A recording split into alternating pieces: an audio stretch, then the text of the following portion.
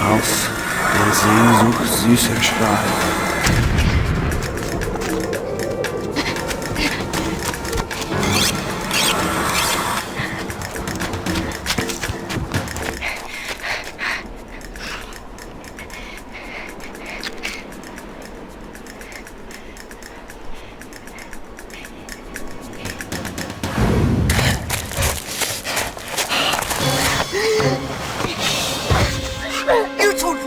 That I stole the wine, didn't you, runt? No, I didn't, I swear! Ah, let me see what I can do to squeal. I did, I swear! Fine!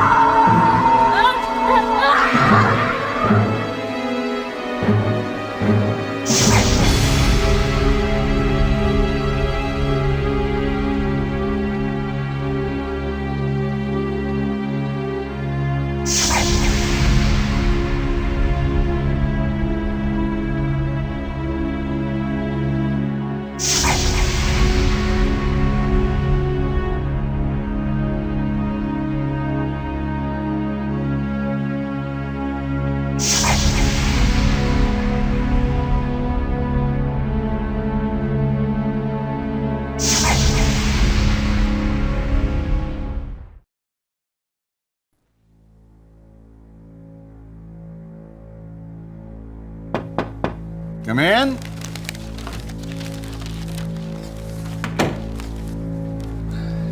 Reporting for work, sir. Relax, son. This isn't the academy. Yes, sir. And Mr. Sullivan will do just fine. I think you'll find that the COI is a bit more informal than your other branches of government. Now, let's set you to work. Some city detectives sent this complaint over to us. It should be pretty straightforward. If you have any questions about the assignment, don't hesitate to ask. The door's always open, son. Thank you, sir. Mr. Sullivan. What is it, Mr. Pearson? Oh, yes, of course, your office. It's across the hall, and please forgive the mess. Your predecessor departed rather unexpectedly, and we're still short-staffed and haven't had a chance to clear it out for you. Well, I hope you can handle things on your own. It's something you're going to have to get used to with the COI. President Roosevelt had just authorized the formation of the COI that summer. They were supposed to be the outfit that handled the real spy stuff overseas. It was the place to be if you wanted real adventure. At least, that was the bill of goods the recruiters for the COI sold me. And here I was, stuck in a crummy old office, in Cleveland of all places, as far away from any real action as I could imagine.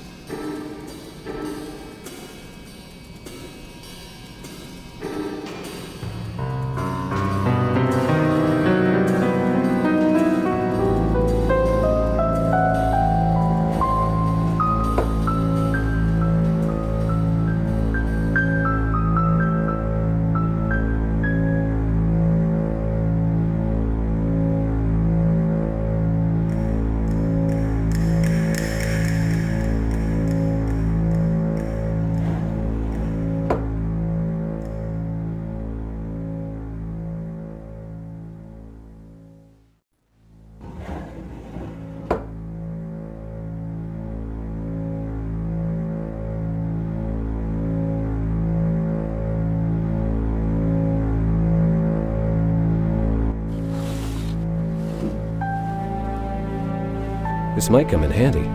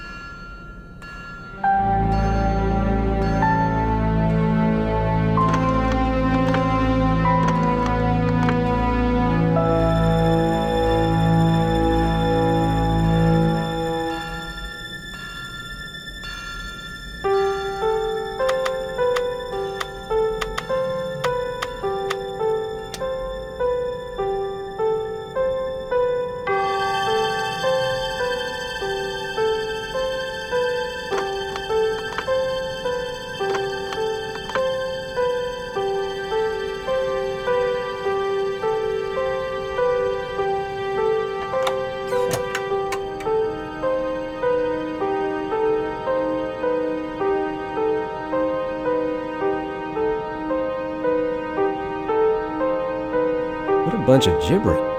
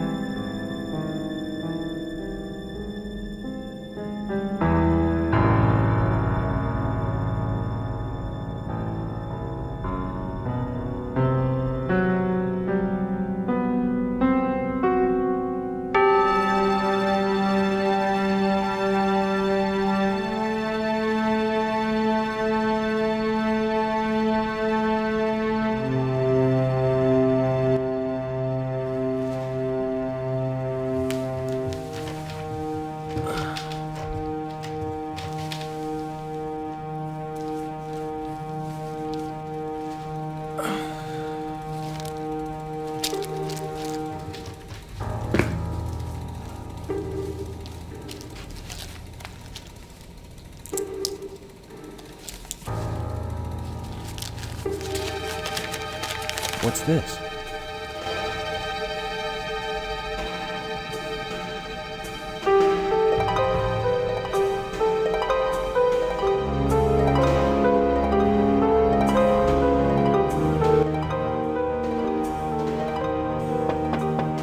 Yes? Sorry to bother you, sir. Not at all, Mr. Pearson. Come right in.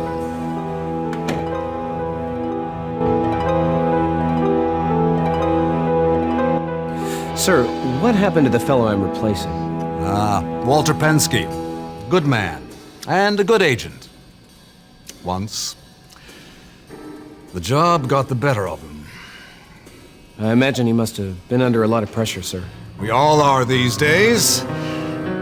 Just remember, Mr. Pearson, we follow orders, not personal crusades. I will, sir.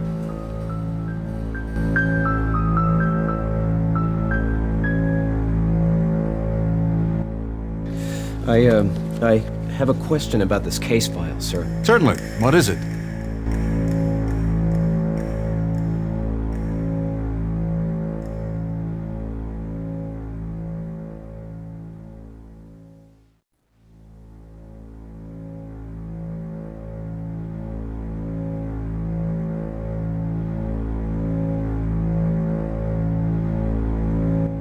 Sir, this munitions owner, Mr. Finster, is there anything you can tell me about him that wasn't in the report? Hank Finster is an interesting case. He's an important man with the fellows in the Defense Department on account of the munitions factories he owns. But he's not wound all too tight, if you catch my meaning.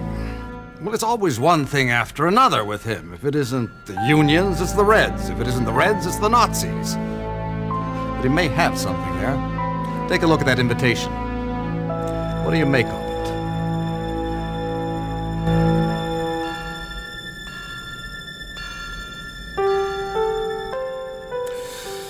Well, the invitation's a little unusual, but it looks like fascist propaganda to me. And that it is, son. Now, I'm not saying it's Nazi propaganda, There are 100 different organizations with fascist agendas, but this call to brotherhood could have come straight out of Hitler's Germany. Did you notice the quality of the invitation itself? It's not a pamphlet or a flyer. Whoever these people are, they have a certain amount of sophistication. And they seem to be targeting only people of wealth and influence in our society. You'll need to be careful not to ruffle any feathers. Yes, sir.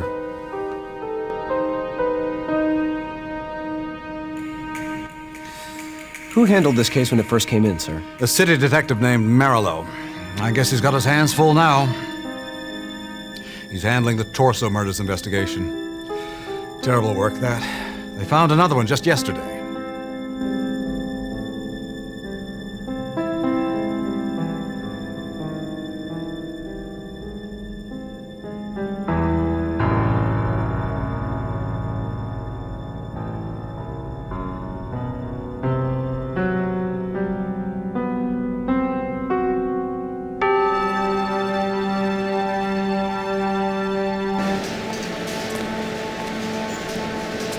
Excuse me, could you tell me where Mr. Finster's office is? He's up there. You're welcome. Excuse me, Mr. Finster? Jim Pearson from the COI. I've been assigned to investigate your complaint. What the hell took you so long? I guess all my calls to Mayor Lausch finally got you guys off your cans.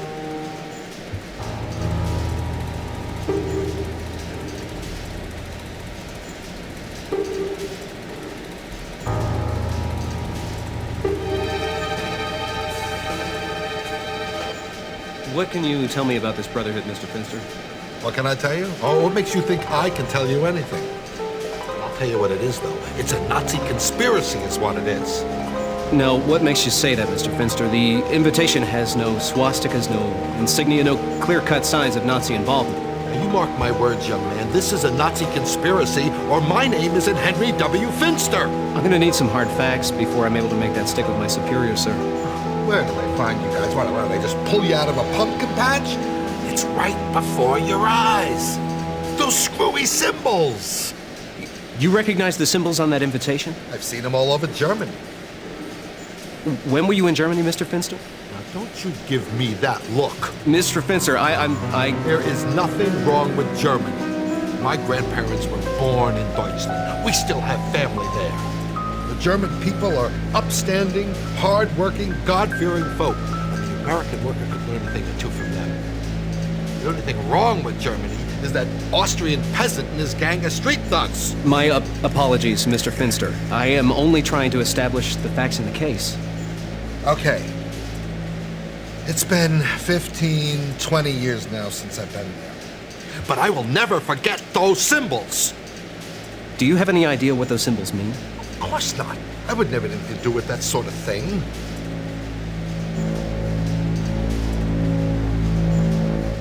What do you remember about the man that gave you that invitation, Mr. Finster? He's a no-good bum, I remember that. Do you remember his name? I employed a Nazi sympathizer right here in my own factory. He was an employee of yours? Of course not. I don't hire Nazis. I'm sorry. I'm a little confused. Who's the Nazi? Why did they send a boy to do a man's job? What are they trying to do? Drive me crazy? Wait just a minute, Mr. Finster. That's not called for. My foreman, George Hansen. I used to think he was a good man. Well, drinks a little bit too much, but he's a hard worker. Well, anyway, how am I supposed to know he traffics with Nazis? Well, he brings this riffraff right through my doors, into my factory, right into my office. He could have killed me. He was standing as close to me as you are right now. Well, naturally, I fired him on the spot. Riffraff. No, you idiot. George Hansen. Haven't you been listening to a word I said? Do you remember the name of the man that gave you that invitation? Of course not. He never mentioned it. He said he was just a messenger.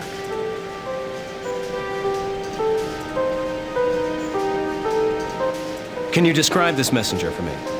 I already described him to that detective. Look, I even picked his photograph out of one of their books. Oh, but he didn't care. All he was interested in was that vagrant killer. Well, if you ask me, he's doing this city a big favor. I wouldn't know anything about that, sir. Can you describe him again for me, please, for my benefit? You know, if you guys had done your work in the first place, you'd already know this. Yeah, he looked like a killer. Real mean, squinty eyes, red hair, and the bushiest red beard you'd ever want to see. Hey, there's no mistaking this guy.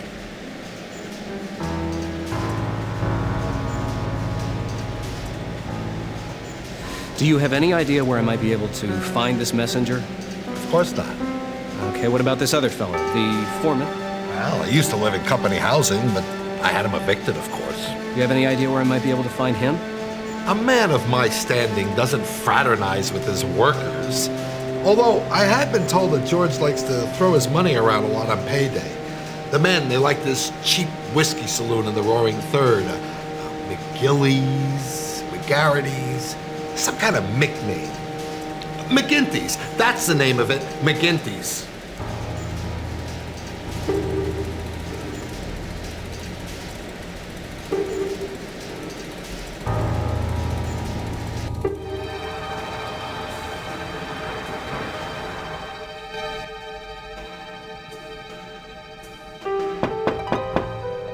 Come in. Excuse me, Detective Merlo? I'm Jim Pearson. I'm from the COI. I'm here about Mr. Finster's complaint. A what? This had better be good, kid. I'm up to my neck in murders.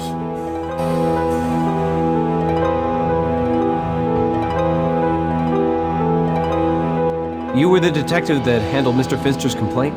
Finster? Oh yeah, Finster. I remember him now. Listen, kid.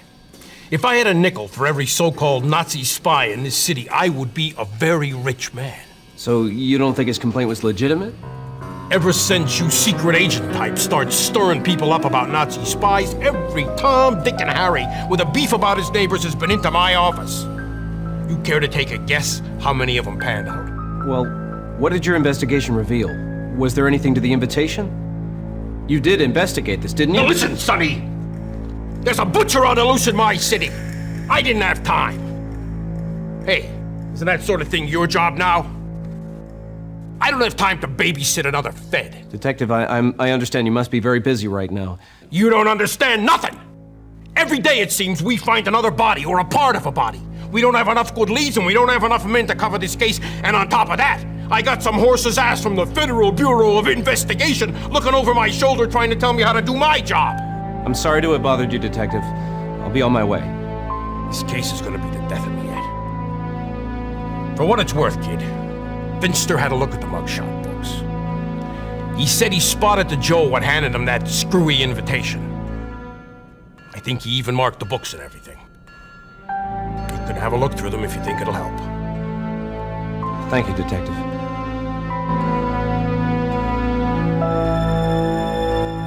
Are you any closer to catching the torso killer? That sick son of a bitch has been too clever. How's that? Well, for starters, he's not leaving enough behind for us to identify. Our best guess is he's cutting up bums and whores, people nobody'd miss. Takes them apart real clean, too, like a doctor. 2 whacks and he's through 'em. The queerest thing is, he bleeds them dry, washes them clean, and wraps them up like a butcher, all nice and neat in newspapers. It's like nothing I've ever seen, and I've seen plenty. I'm sure it's only a matter of time before something breaks through. Oh, you got that right. His kind always slips up. And when he does, bang! I'm gonna be right there on top of him.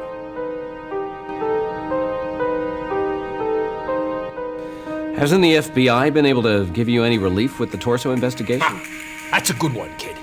Elliot Ness has saddled me with a junior AG man named Winslow, who doesn't know his ass from a hole in the ground.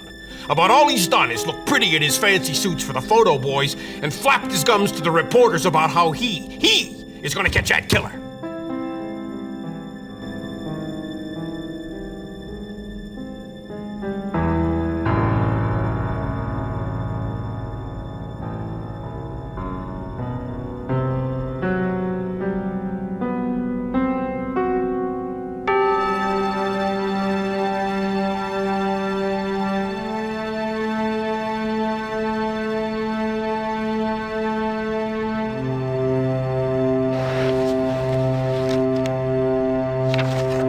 This must be the one Finster looked through.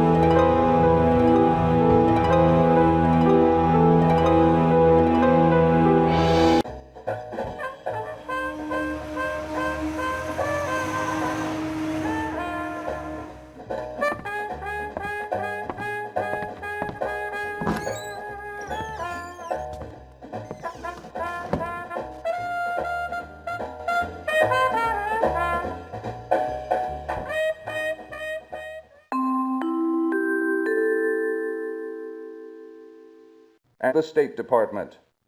These talks come right on the heels of Tojo's... Look, I don't mean to be critical, Jimbo, but the people around here are going to be afraid to open up to me if they see me talking to a fan. Point, officials in Washington hope Sorry, that Dick. 𝗚𝗺𝗀𝗏, I won't bother you. pinch hitter on the diplomatic diamond, can head off a military confrontation.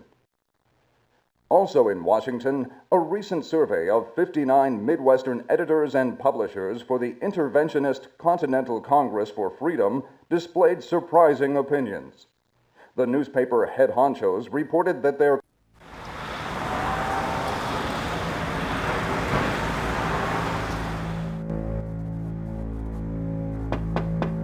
Yes?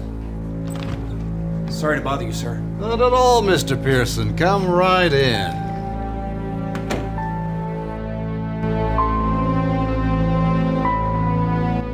Sir, is it true that the FBI's made a list of suspicious German Americans? Who have you been talking to? Special Agent Winslow, sir. Oh, yes, Agent Winslow. It's true, we do have such a list. When France fell to the Germans, a lot of people felt that it must be due to the work of a fifth column of spies and traitors. It got the boys in Washington thinking that if we weren't careful, things might happen the same way here. Well, Mr. Hoover and his FBI set to work, watching anyone they felt could betray their own countrymen. Naturally, important Americans of German descent were watched most closely. Could I get a look at it, sir? I believe there might be a connection between some of the names on that list and the case that I'm investigating.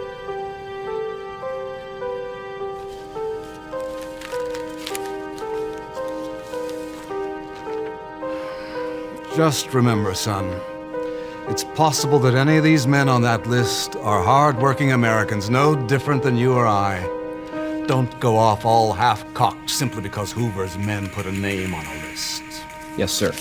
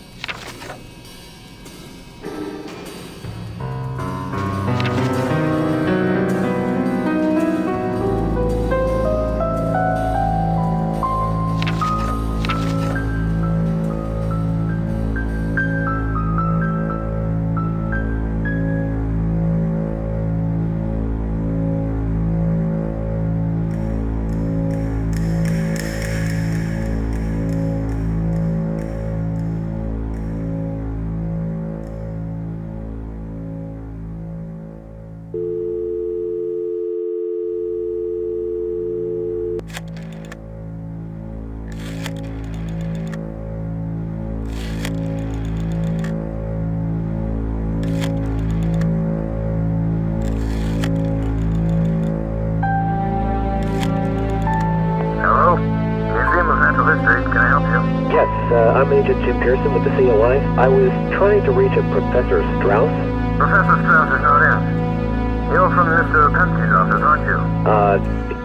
Yes, sir, sort of. I wanted to... Professor Strauss is away on business. I'll be sure to leave her a message. Thanks. Sir?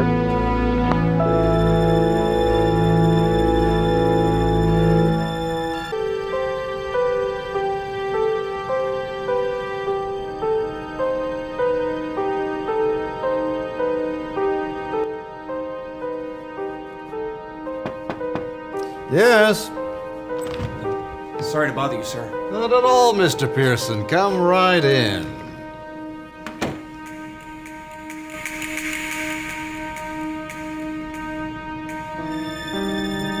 When I arrived back at my office, there was another message from the museum.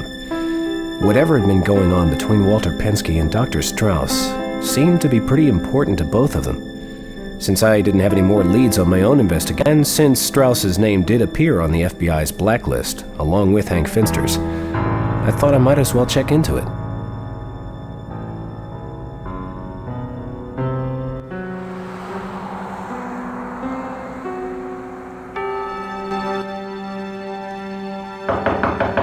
Come in. Excuse me, are you Miss Strauss?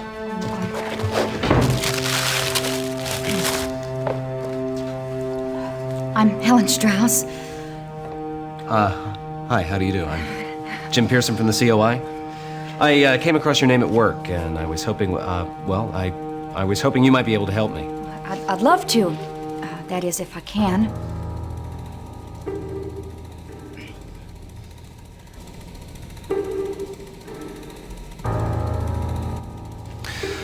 What is it exactly your father does, Helen? Why? Didn't Mr. Penske tell you?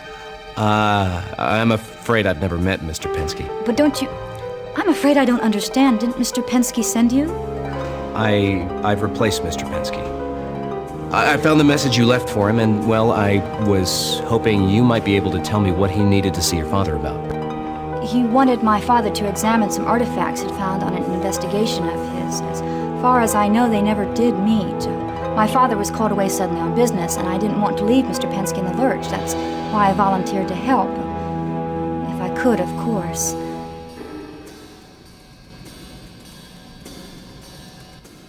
What is it you do here, Helen?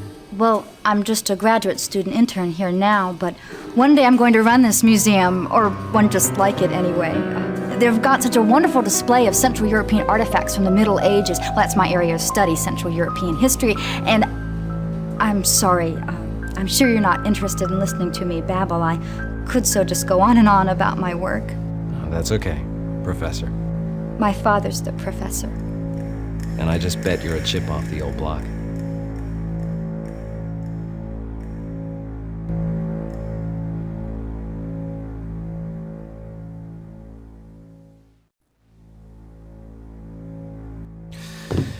Do you suppose that these are the artifacts that Mr. Penske wanted to speak to your father about?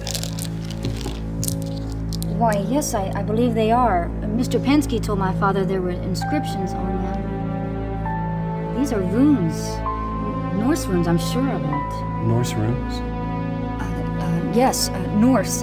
The ancient Scandinavians, the Swedes, the Danes, the Germans. You probably know of them as Vikings. We still see many of their roots today. For example, Wednesday is a derivative of Woden's Day or Odin's Day. And then there's... Whoa. Slow down, Professor. Are you trying to tell me that these runes are an ancient form of Germanic writing? Yes, that's right. The runes are a sort of alphabet. Some people also use the symbols to represent words, like the Egyptian hieroglyphics. These pieces look like they interlock somehow.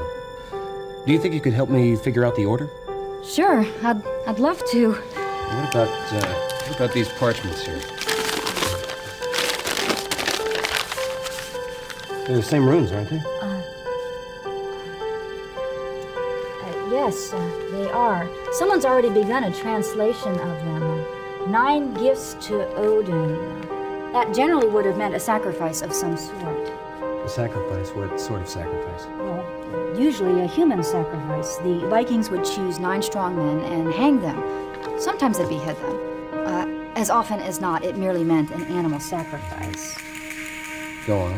Well, it's hard to tell. These sheets are just fragments. I'd need some time. All right. I'll check back later then.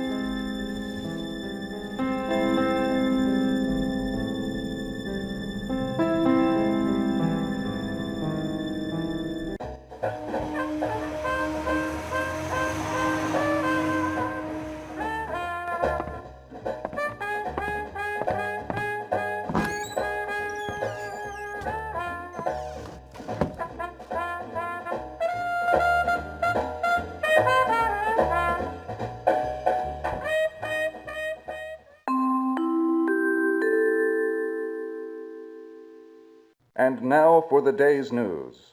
Our top story straight from the tough and tumble neighborhood of Kingsbury Run. There, the police continue their exhaustive manhunt for the... I'm looking for a man named George Hansen. He used to be a foreman at the Finster Munitions factory. Do you know where I might be able to find him? Who's asking? I'm Jim Pearson, from the COI. I was told he might be able to help me find... Louis. Louis? This is about the creep that gave Finster that piece of paper, right? That's right.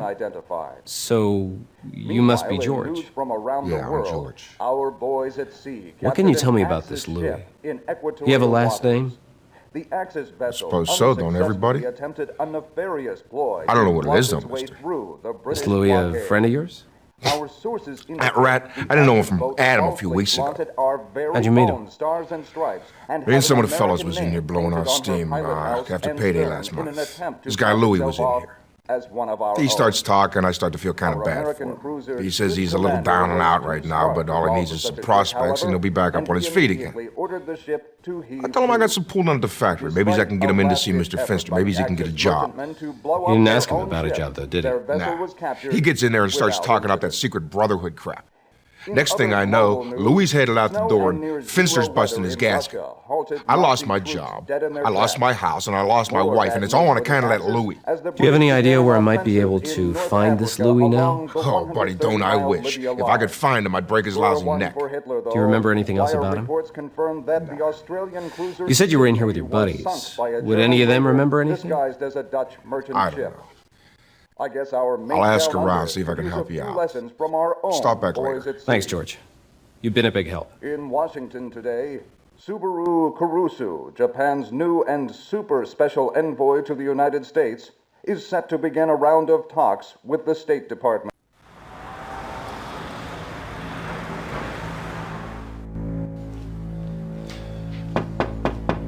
Come in.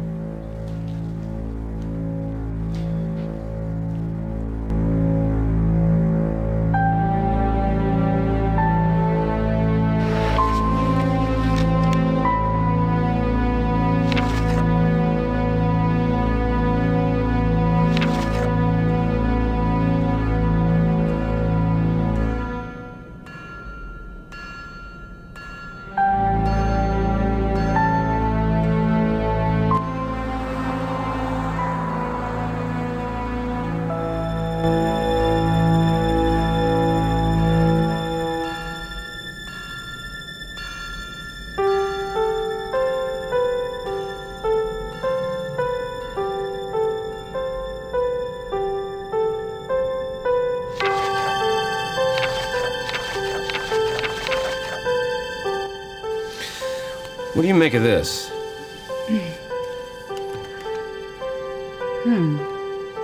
I don't think I've ever heard of the Brotherhood of 𝗚hl before. I do seem to recall a group called the 𝗚hl Society, however. They were a secret society that became very popular with the German people after the Great War. Some people said they were a cabal of black magicians. Black magicians? You don't really believe that, do you? No. It's far more likely they met as an excuse to drink beer and talk about politics. They did have a great deal of influence on the German people, however. They were early proponents of German nationalism and Aryan superiority. And without the backing of the 𝗚hl Society, the Nazi Party probably would never have lasted. Yeah, wouldn't that have been a shame? What do you make of those symbols? These are runes, and that's their English translation beneath them. These crests are what really interests me, though. They're not the crests of traditional German aristocracy. Wait a minute.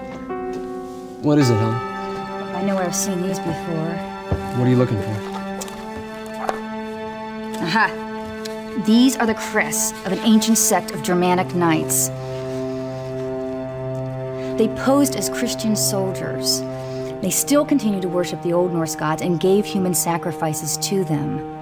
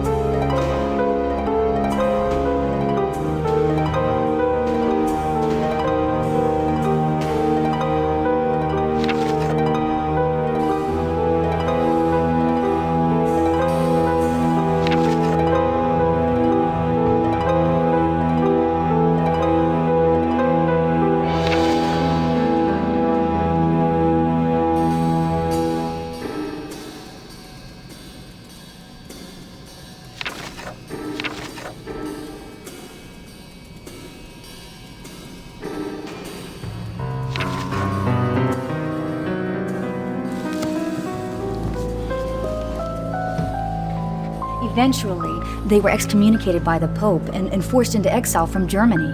I don't get it. So, how is it you know so much about these pagan knights?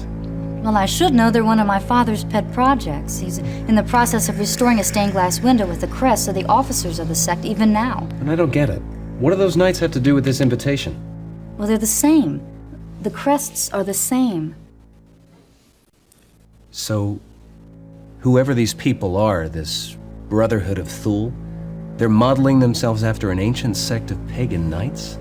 Here in Cleveland? It sure seems that way.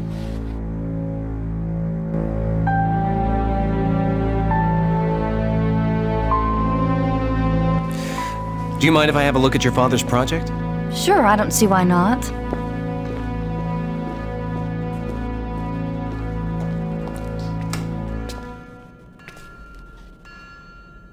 Do you mind if I examine it? Well... I won't do anything to get you into hot water with your father. I'll be very careful, I promise. As long as you're careful, I guess it won't hurt anything.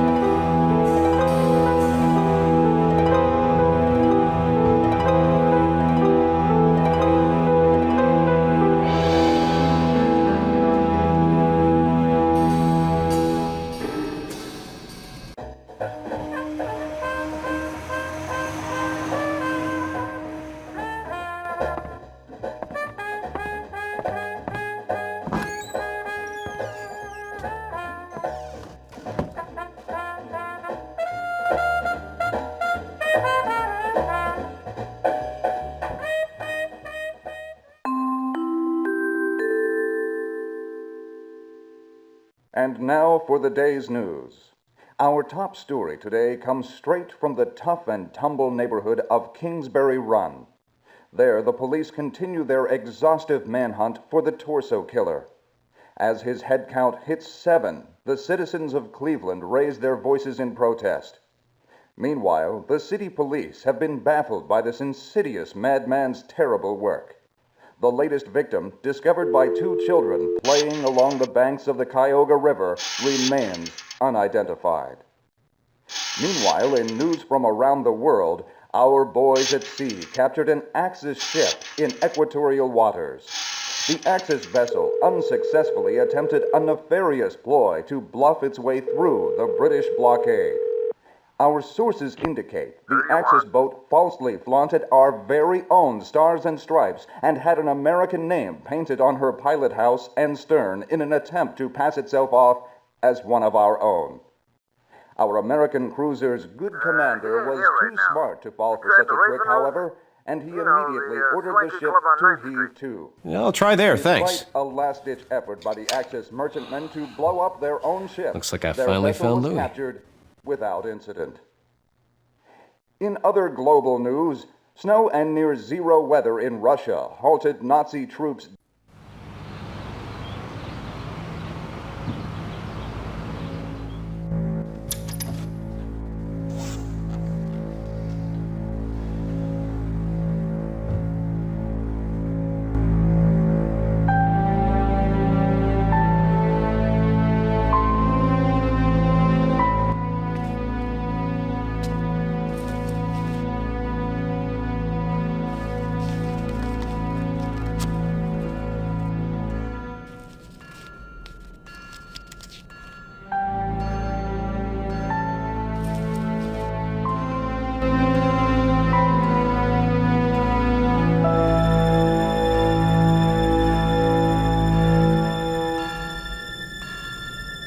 What's this?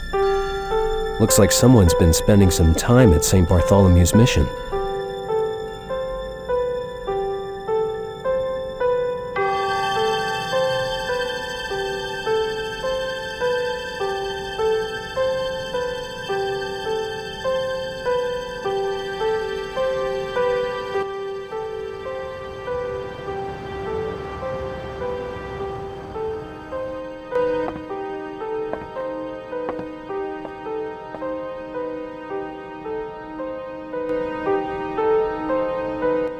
Excuse me, my name's Jim Pearson. I'm from the COI. I was hoping you might be able to help me. Sure, mister. I'll help you if I can. I've just got a couple of questions for you. Oh, all right. I'll help you if I can.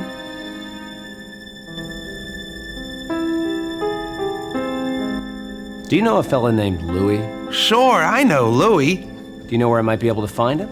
Yeah, he works at the Raven Room. He's a doorman. Say, why are you looking for Louis? I've just got a few questions for him. Oh, I thought maybe he'd gotten into trouble. He get into trouble a lot? Yeah, Louis always getting into trouble. Oh, but I shouldn't be talking about that. Why shouldn't you say anything about that? I don't rat on friends.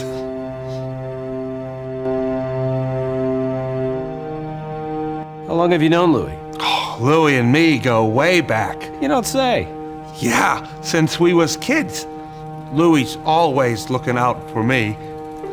He even got me this here job. This Louis sounds like a swell guy. Oh, he's the best. So, you want to see something? Sure, why not?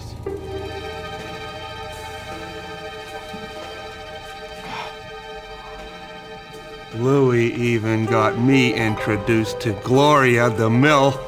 Got my picture taken with her and everything. Hey, that sure is a nice picture. Who were those other fellas? They friends of Louis.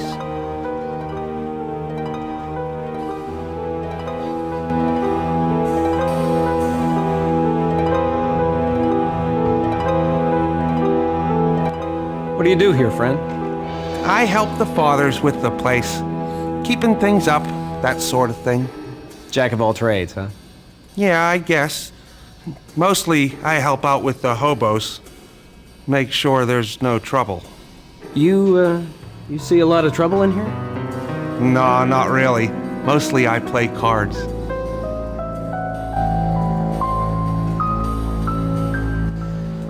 A lot of people come through here, I bet. Oh yeah, especially now, what with everyone afraid of the torso killer, no one wants to sleep by himself anymore.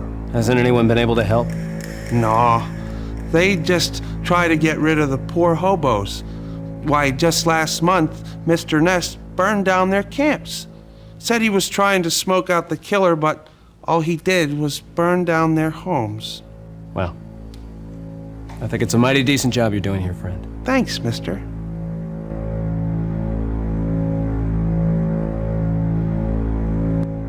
The father's around now? Nah, they left me to watch the place. What's the matter, mister? They were supposed to have a package for me. So you don't suppose you... No, I couldn't ask you to do that. Do what, mister? You don't suppose you could look for that package for me, do you? They were supposed to have it in their offices. Oh, sure, mister. I could do that for you. You'll watch the counter for me, won't you? No problem, friend.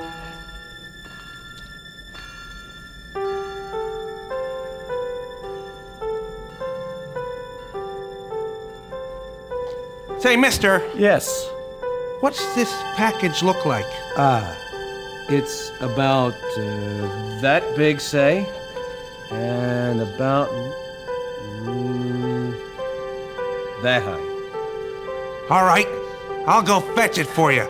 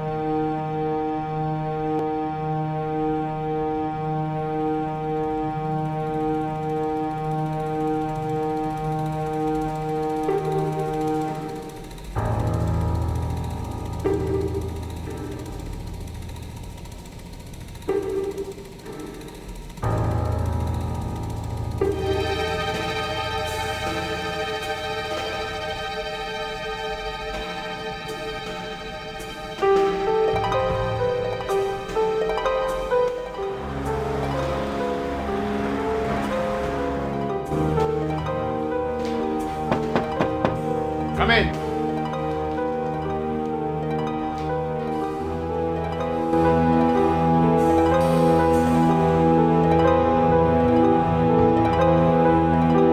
I wonder who these other men are.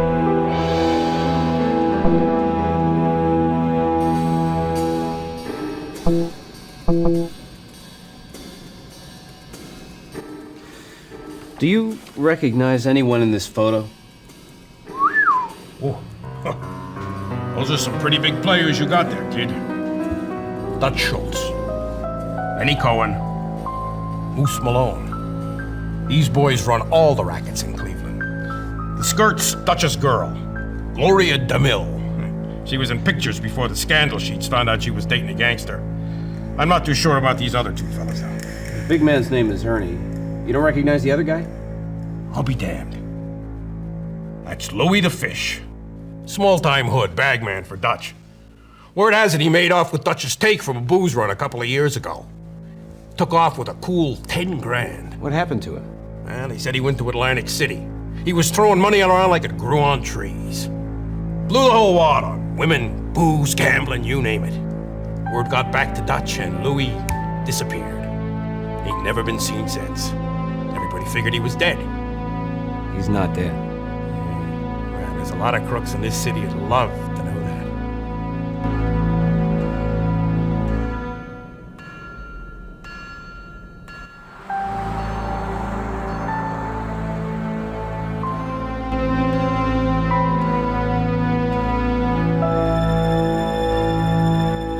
Were you able to figure out how those rune pieces assemble? I'm sorry, I haven't. They all seem to fit together. There could be hundreds of possibilities. I imagine there's some sort of sequence. The runes seem to suggest some sort of message when assembled, but without a proper key to their order, it would be impossible to figure out the right one. I'm sorry I couldn't be of more help. No, you've done a fine job. At least now I have some idea of where to begin. I've had more luck with the parchments. What'd you make of them? Well, it's very odd. It threw me at first, but I figured out that the text, though written in runes, could be read phonetically in English. It turns out that it looks like they were describing some sort of ritual, and two of them, in fact, one to summon Odin and one to grant the powers of Odin. They seemed to revolve these rituals around three objects of power. One was a wise man's skull, one was a cup made from ashwood, and the third object wasn't as clear. It was Talia's dark prison. Dahlia was the name of a seer, a muse. Does any of that mean anything to you? No, it doesn't make any sense to me at all. Well, there's a book on Old Norse legends on the shelf if you think that would help. Thanks, Helen.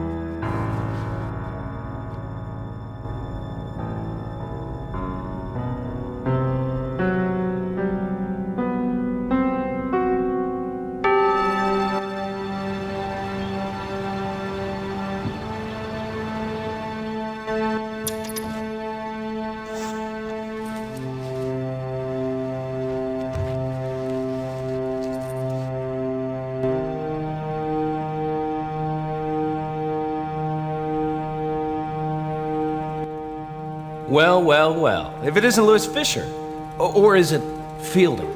What is it these days? Fichterwald, right? That's Mr. Fichterwald to you. And who the hell are you? I'm Agent Pearson. I'm with the COI. I'd like to speak to you about some alleged subversive acts. Slag off, you lousy Fed. I ain't got nothing to say to you. Well, we've got plenty to talk about. For starters, there's the subversive materials you've been handing out. You do know the penalty for treason, don't you? I ain't committed no treason. And you ain't got nothing on me anyhow. If you did, you would have pinched me already. I've half a mind to take you in just for the sake of it. Go ahead and try. I'd be out of the stir so fast your head would be spinning. You can't touch me. I got friends. Now beat it. I got a job to do. You haven't heard the last from me. Go to hell.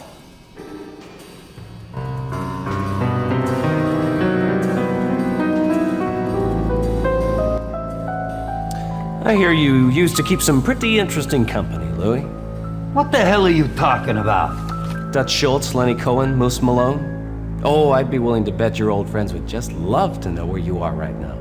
Where'd you get that? Never mind where I got it. I think we're gonna have that little talk now. Or do you think your new friends are gonna be able to help you now? You lousy Fed. Do you know what you've done? I'm a dead man. Dead for sure. I'm a reasonable kind of fella, Louis. All you have to do is talk to me and this little matter just blows away. Now, where'd you get the invitation you gave Finster? Shh! Not here. Are you crazy?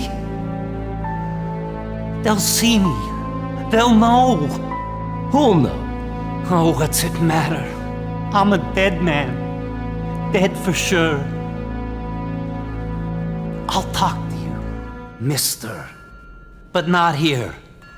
Why not, Louis? Why not talk here? I wouldn't. I can't. It's too late. He'd know. Look, he'd find me. I got a place. A safe place. Where he might not see me. We could meet there. Yeah, I leave now, and you have all the time you need to skip town. I won't light out. I swear. There's no point. I can't run anywhere. He'll find me. Please. Please. We'll talk. But not here. Anywhere but here. You better be square with me. I swear on my mother's grave. Just meet me there. All right. Tell me where the place is. I killed some time waiting to meet Louis, then headed straight over to the address he gave me. I'd never seen a crummier old building in my life. I walked in feeling certain that rat had given me a bum steer. Hold it right there! Federal agent!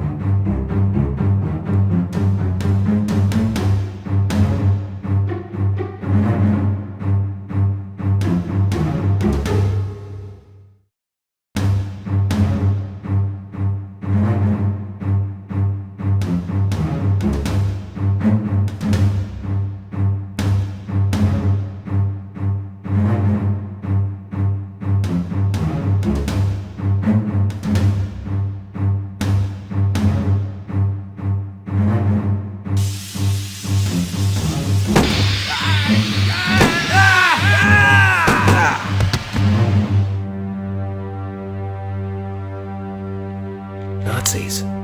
His gun is SS issue.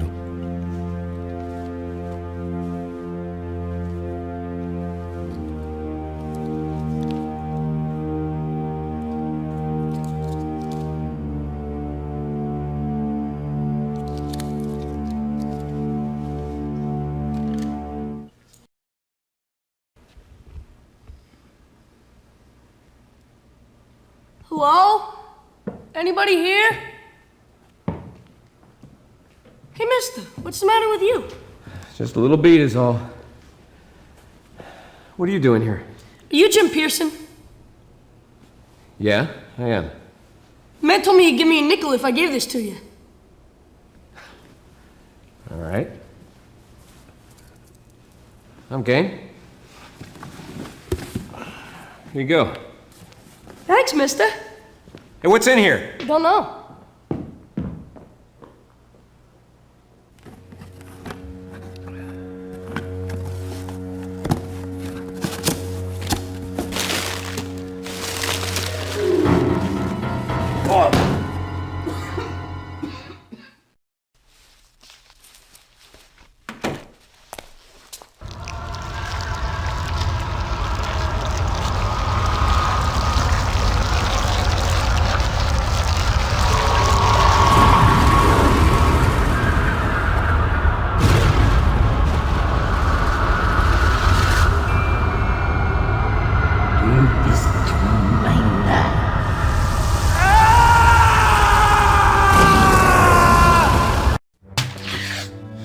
Just like a Fed.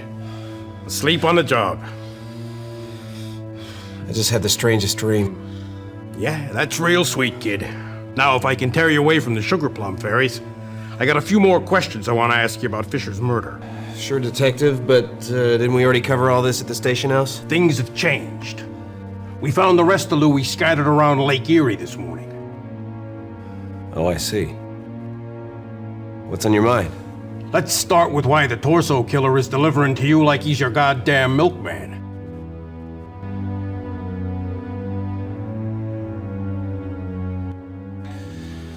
I don't know what the torso killer had to do with this. You should be looking into the gunman from the warehouse. Have you identified him yet? Kid, I'm telling you, that box was no accident. The torso killer was sending you a message. I want to know why. My case doesn't have anything to do with the torso killer. I was investigating an outfit that calls itself the Brotherhood of 𝗚𝗺𝗶𝗴𝗚𝗀𝗚. They're a fascist organization who may have some connection to the Nazis. What the hell do they have to do with this?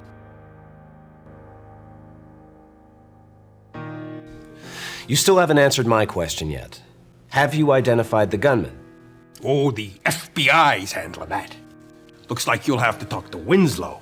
Maybe you'd rather talk to him anyway. Eh? I'm not trying to be uncooperative, Detective. I've got my own case to consider. I've got to get at the facts if I'm going to make any sense out of it, and the more that I know about this gunman, the closer both you and I will be to finding out who killed Louis. All right, kid. One last question before I go. Any idea why Louis had the word Nazi carved in his chest? Huh? He what? You heard me. I don't know. That just doesn't add up. If Louis was working for the Nazis, but he was killed by them to keep him from talking... Louis was done in by the torso killer. There's no question about that. The only question is why the torso killer wanted to off Louis. You get at the facts of that, kid, and we'll be a lot closer to finding out who killed him. You remember anything else, be sure to tell me. Okay, Hotshot? Of course, Detective.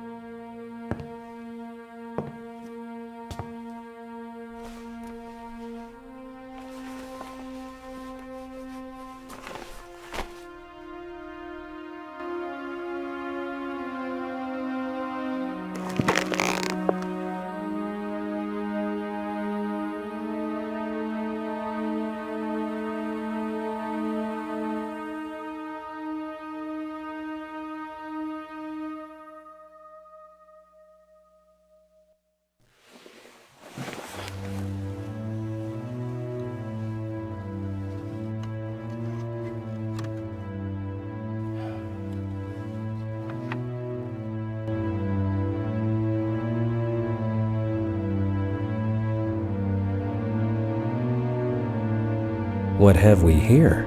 The Hotel Cleveland, huh?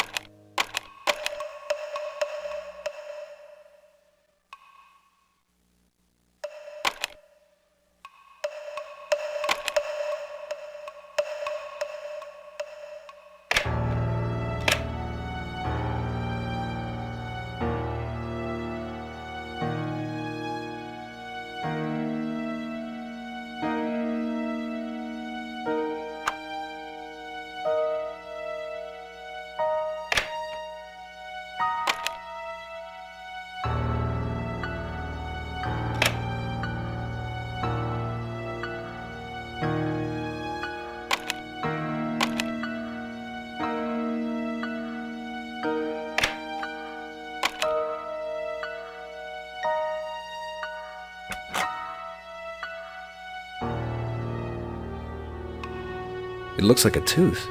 I wonder why Louis kept it locked up.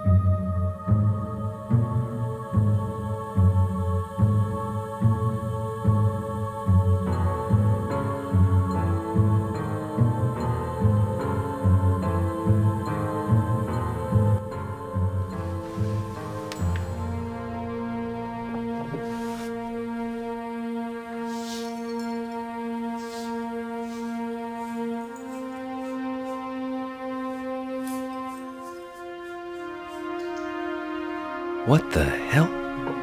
These runes look like the ones I found in the bag. I wish I knew what Penske had been on to. Maybe his case has more to do with mine than I thought.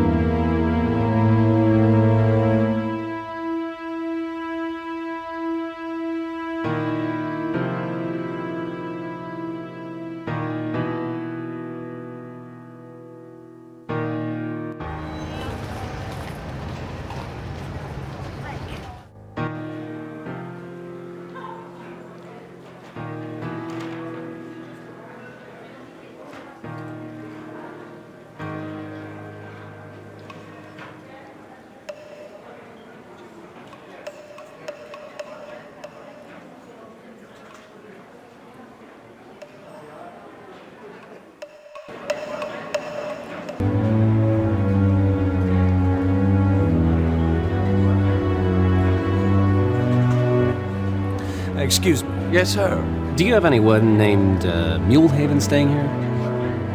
That's Mullhaven, sir, and yes, I should think that the gentleman is staying here. You seem pretty certain of that. But of course, sir, Mr. Mullhaven is merely one of our best guests. One moment, sir. Front desk. How are you this evening, Mrs. Hathaway? Yes, of course, I'll have that delivered straight away.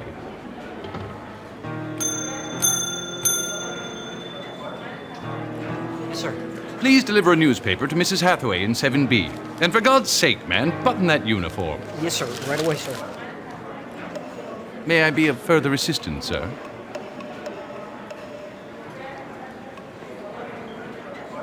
Is Mr. Mullhaven in now? He is checked in now, if that's what you mean, sir. I believe, however, that he is not presently in his room. So tell me about this Mullhaven fella. He seems to be a big shot around here. Mr. Mullhaven is an esteemed guest here, sir. He maintains his own suite. He lives here? No, sir, but he travels on business from Chicago frequently. He keeps the same suite reserved. What room is Mr. Mullhaven staying in? I'm afraid I can't divulge that information.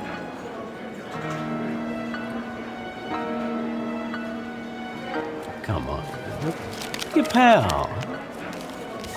I just need to have a talk with the guy. So, either you take me for a fool or a gossip. I am neither. Now be off with you. I won't have another word of it.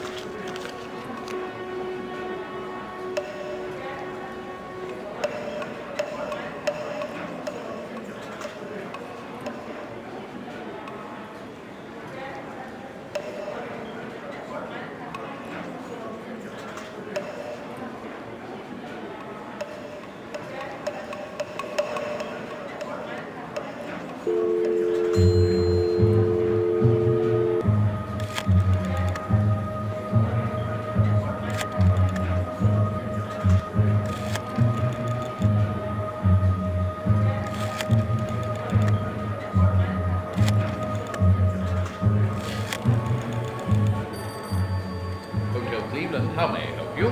Jones? Well, this is Mr. Mulhaven. Oh, sir, I hadn't seen you come in.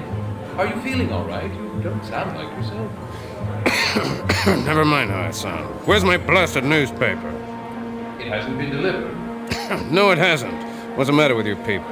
I'm sorry, sir. I'll have it sent up straight away.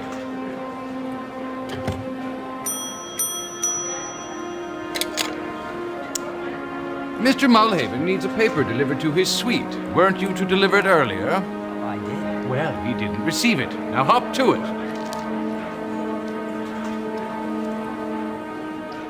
I delivered the paper. Lousy paper. 23. 23.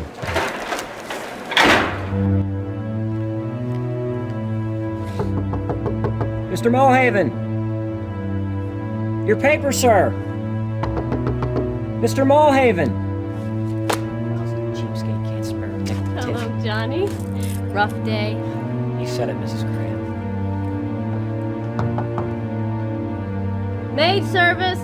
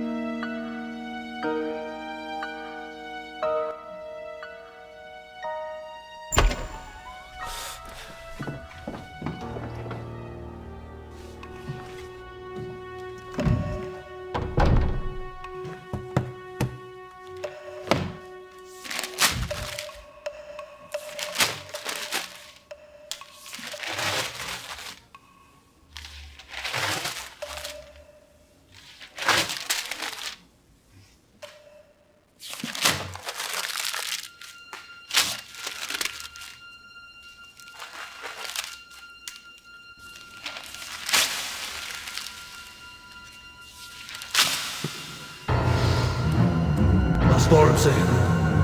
Was wollen Sie? Was wollen Sie?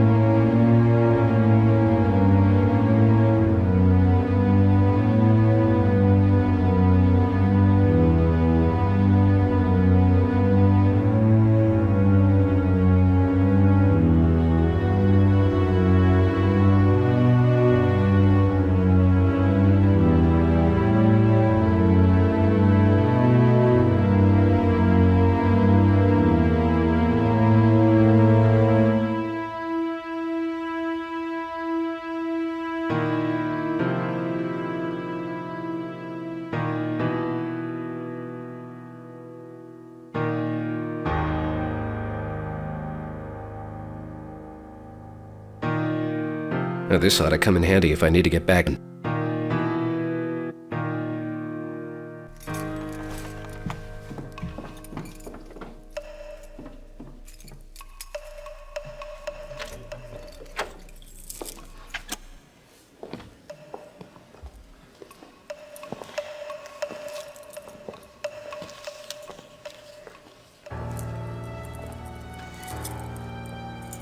You said you wouldn't disturb anything. Hans. And we shot, my dear. You said you'd hurry right in and right out. I'll lose my job if anyone finds me here.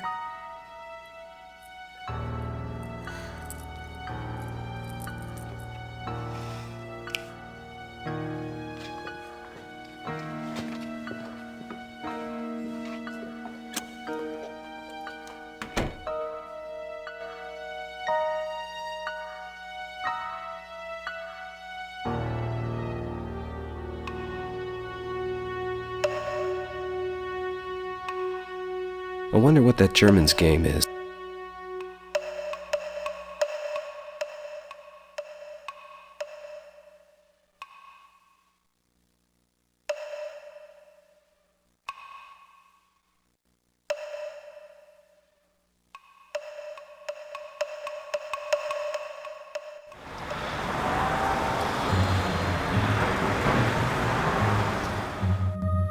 First he ruins my stakeout at McGinty's, and now we've got 2 dead men on our hands. Your boy's too green. Pearson is more than capable of fielding this investigation. Oh? And why wasn't my office notified? This complaint falls under COI jurisdiction. This is Pearson's case, and he had every right to be there. That's what you said about Penske. And you know what happened to Wally. He couldn't cut it, so the FBI Don't you bring Walt... Jimbo! How you doing, sport?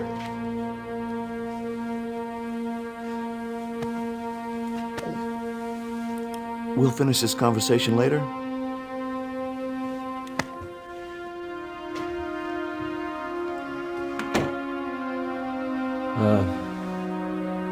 Sorry if I got you in a tight spot, sir. Never you mind about that, son. I'm more than capable of handling that grandstander.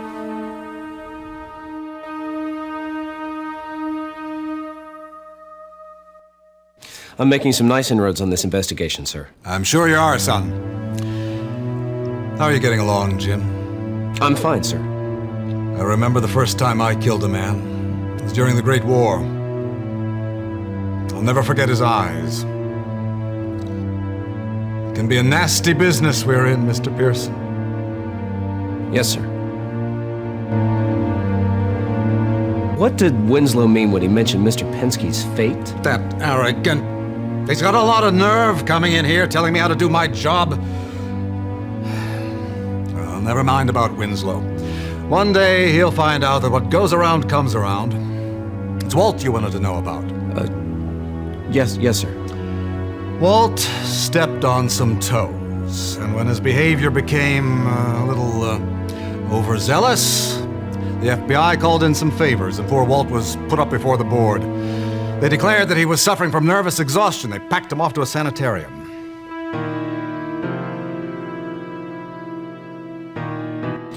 If I could, sir, I'd like to see Mr. Penske's case files. I believe there's a connection between this case of mine and the matter he was investigating. It troubles me to hear you say that, Mr. Pearson. Walt was asked to step down from a case that had no bearing whatsoever on our national security. He countermanded direct orders by refusing to do so, and all on account of a bunch of superstitious nonsense. What possible connection could there be between his mumbo-jumbo and your investigation? I know it sounds like a lot of nonsense to us, sir, but I think this Brotherhood of 𝗚hl believes in it. They've organized themselves around it, in fact. Point well taken. Unfortunately, I don't have the Penske files. The FBI confiscated them, claimed that Walt overstepped COI bounds and interfered in their jurisdiction. Hoover's men won that round, I'm afraid. Perhaps if you were to ask Mr. Winslow, he could make them available.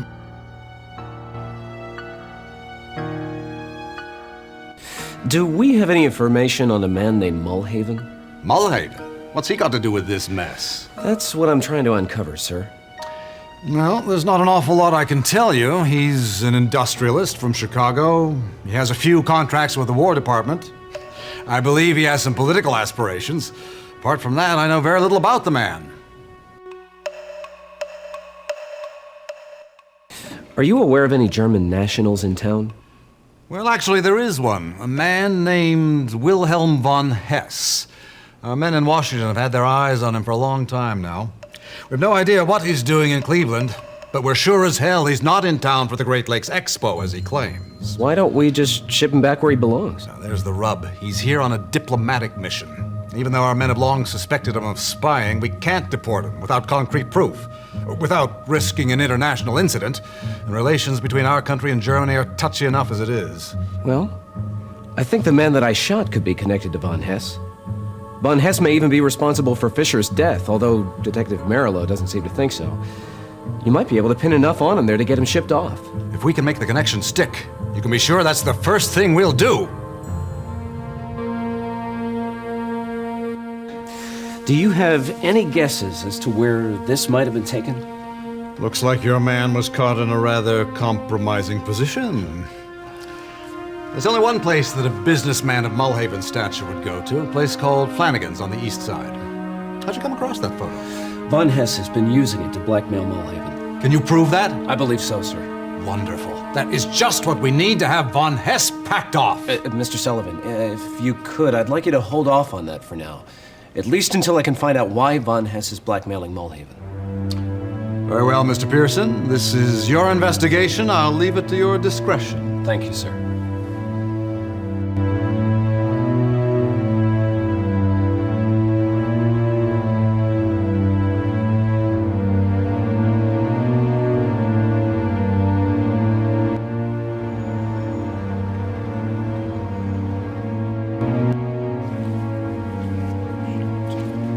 Jimbo! What brings you here, sport? I was hoping you could give me a little information. Sure, anything to help a fellow agent. Yeah, run along, Candy darling.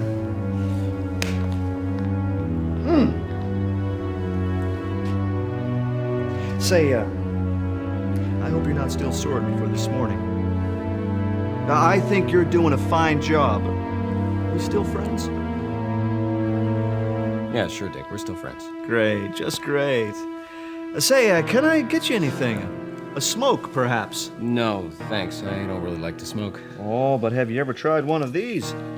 They're imported straight from Turkey. Finest cigarettes I've ever tasted.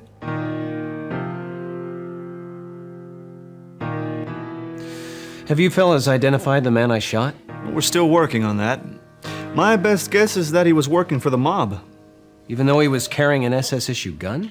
Yes, well, we did put an inquiry in with the German consulate. They disavowed all knowledge of him. That's to be expected, isn't it? Well, I suppose so. But Louis did have ties to the mob. It stands to reason that his past might finally catch up to him. Louis hadn't worked for the mob for years, but he was working as a messenger for this German Brotherhood. Oh, really? And what brotherhood would that be? An outfit that calls itself the Brotherhood of 𝗚𝗺𝗶𝗴𝗚𝗀𝗚. That's what I've been investigating. You don't say. Well, my years of experience with the Bureau tell me that this was a mob hit. But if you really think that there's something to this Brotherhood thing... I do. Well, then Dick Winslow's not the type of man to leave any stone unturned. I'll make sure someone looks into it.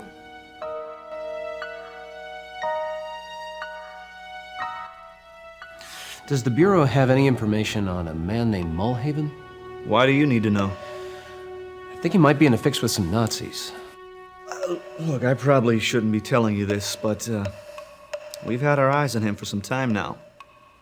Joseph Mulhaven is the type of man who'll play both sides of the fence until he's certain which side will come out ahead. For the past year, he's been campaigning tirelessly in Chicago on isolationist grounds, but his companies have been secretly gearing up for the war effort. Well, he stands to clean up if America joins the war in Europe. Would playing both sides of the fence include making deals with the Nazis? It wouldn't be out of the question. But for all of Mulhaven's sins, he doesn't seem like someone who'd be very likely to sell out to the Nazis. Quite frankly, I don't think he has a stomach for espionage. Do your men know of any German nationals in town? Now, aren't Germans more up your alley, sport? We've got nothing to do with that sort of thing anymore. All the same.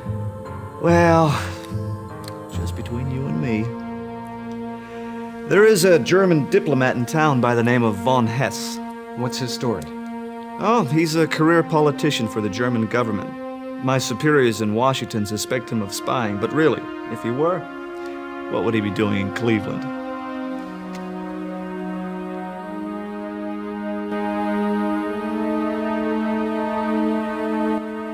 I understand the Bureau has Mr. Penske's case files. Yeah, as a matter of fact, I have them right here in my safe. Why do you ask? I'd like to get a look at them. Oh, geez, I'm sorry, Jimbo. I can't open them up without a direct order from my superiors. It's completely out of my hands, I'm afraid. Now, if it were up to me, I'd hand them right over to you. There's no way I can get a look at them? If it were only up to me. Oh, there's nothing in there anyway, sport, really, just a lot of nonsense. He went completely batty there at the end.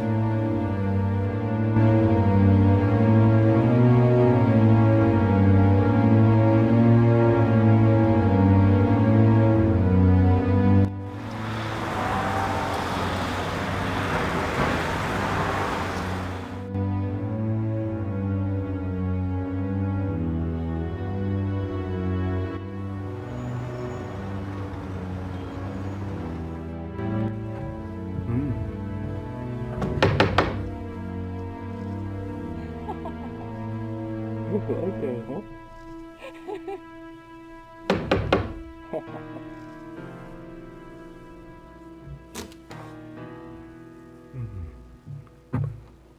Dick?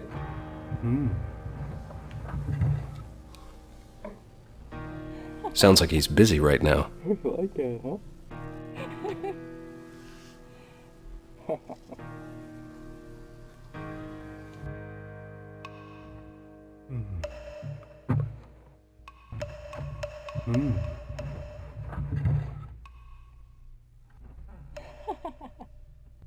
Okay, huh?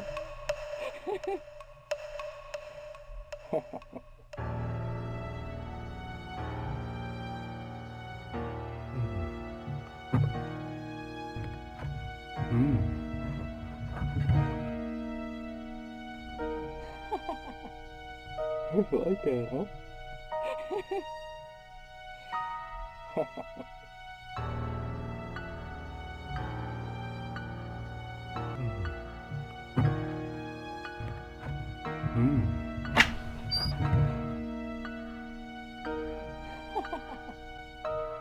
Okay, huh? Okay, huh?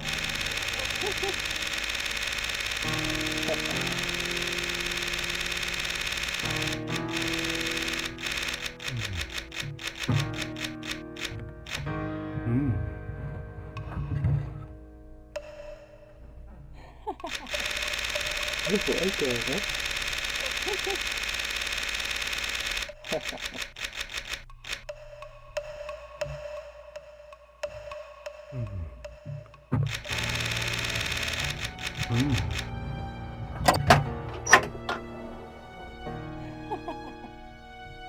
Okay, huh?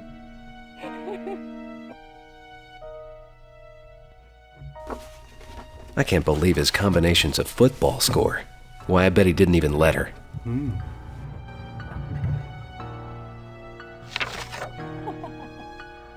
Okay, huh?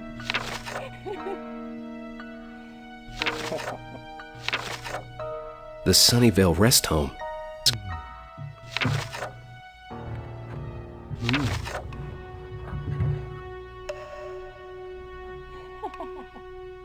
Okay, huh?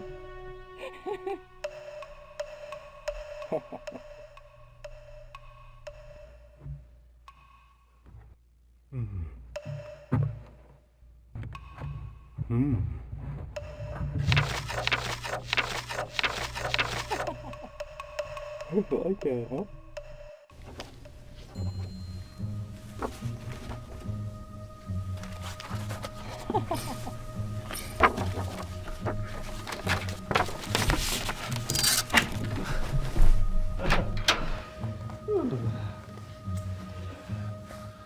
Oh. Jimbo! How long you been out here, sport? Not very long. I just got here. You, didn't by any chance hear anything, did you? No, I didn't hear a thing. Good, good. Say, I am a little busy now. That's okay. I'll come back later. That's awful swell of you, sport.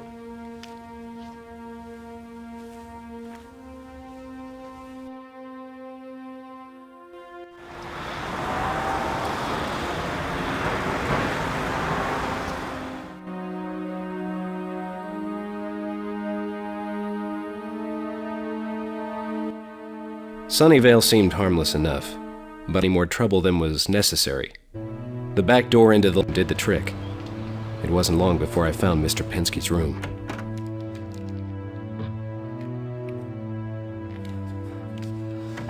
This room is restricted, sir. I've got clearance. Oh, I'm sorry. I'll be out of your way in a minute. Now, Mr. Penske, I don't have time to fight with you today. Take it.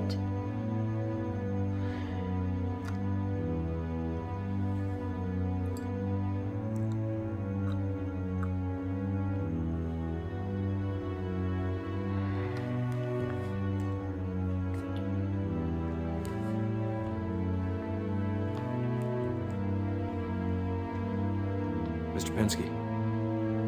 I'm Jim Pearson. I'm with the COI. The COI, you say? Well, it's about time.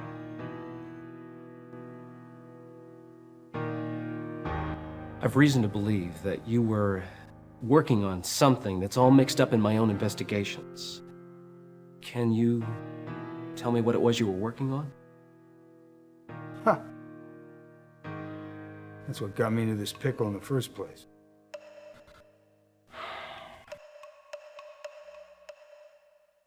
Do you believe in the supernatural, son? In spirits of darkness and forces beyond man's control? No, sir, I don't. It all seems like a bunch of stuff out of pulp magazines and radio shows. I didn't believe in him much either.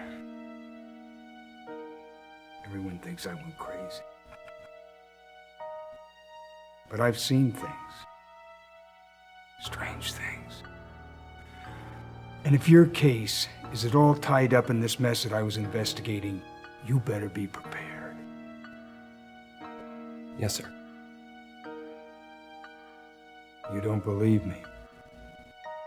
Someday you will. I found these in your office, sir. Professor Strauss's daughter helped to explain them a little bit. And I've also found some similar markings on some papers belonging to a group that goes by the name of the Brotherhood of 𝗚𝗺𝗶𝗴𝗚𝗀𝗚. But I can't make heads or tails out of it. You ever hear about a gem called the Black Dahlia? Just from the reports in your case file, sir. The Dahlia. That's what it's all about, my boy. That's what it's all about. Well, what is this Dahlia? It's pure evil. Is what it is. It feeds on blood sacrifice. Many men have tried to uncover its secrets and gain its power, and many men have been driven mad by it. Find the Dahlia. Destroy it. That's the only thing that will make sense of this for you. I'm not sure why, sir, but my instincts are telling me that the torso killer's mixed up in all of this somehow. You follow your gut, son. The torso killer's at the center of all this madness. But how? How many victims has he claimed? 8. At least that's all we know of.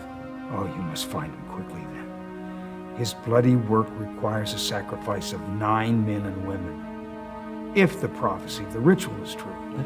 How can I find him? The police have been working on this case already for months, and they're still no closer to tracking him down. Do you know who he is? Oh, I don't know who the killer is. But I was getting close, I'll tell you. That's why I was put in here. I was getting too close. Why, if they hadn't locked me away, I would have had that man by now. Lousy bureaucrats. The doctors and nurses here aren't any better.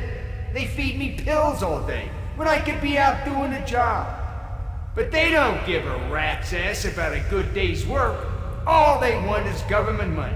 F the argument. Handouts to everybody. Sticks a palm in the air. I wondered when you were gonna stop by, Doc. It's been a while since I've been poked and prodded. You know, I feel like a slice of prime beef. You know that? What time is it? Seems like you were just here. So what you got for me now, Doc, huh? No! Maybe Watch more out! pills. Oh, maybe you shot me No! out. Mr. Penske! No! What's with you?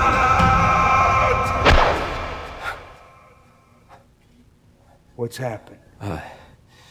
It's the strangest thing. I keep having these weird, no, it's nothing. It's... The man with the cane. How did you know? I've seen him in my dreams as well.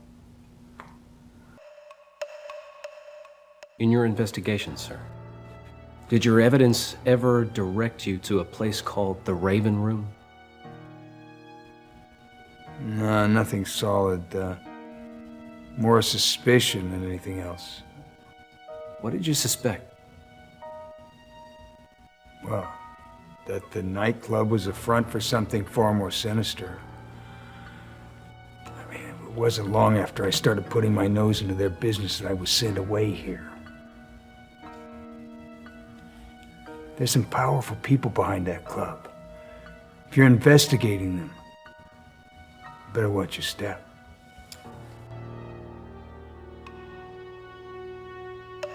You were troubled by dreams too? Yes. My dreams were violated by an evil man. He wielded a cane. And he drove me to the brink of insanity. But how's this possible? He who controls the Dahlia has the power to control dreams. But, I found a way of stopping them. How? There are 3 talisman. Sheltered by the wing of the raven, protected by the fangs of the wolf, and guided by the wisdom of the dragon. The raven feather shelters you from dreams, but if you had the other 2 items, you could fight back against your attacker. This is too much. It's like something out of the shadow. It's your only hope. All right. Where can I find these things? You'll find the raven feather in my office. Inside my copy of the Crusades. But you'll need all 3 talisman if you wish to confront your tormentor. The others will be more difficult to obtain. You'll need to get close to your attacker for those. Look for the totems of the wolf and the dragon. Return here with all 3, and I'll show you how to fight back against your attacker. Load of hooey. All right, I'll be back as soon as I can get my hands on the voodoo trinkets.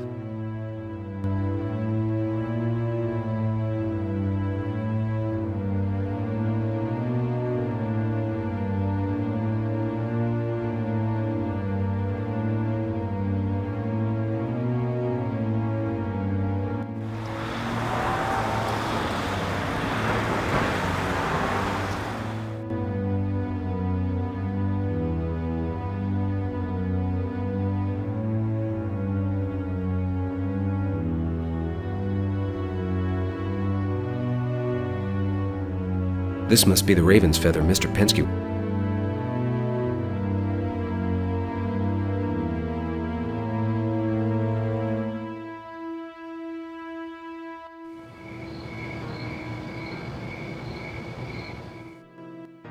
I followed my lead to Flanagan's, an upscale cat house that catered to the whims of their clients. Inside the rat's nest of sleazy businessmen, I found Molly. This is a private room. I'm Jim Pearson from the COI. I've got a few questions for you. I'm sure I have nothing to say to you. Oh, I'm pretty sure you want to talk about this. Where did you get that? That's not important.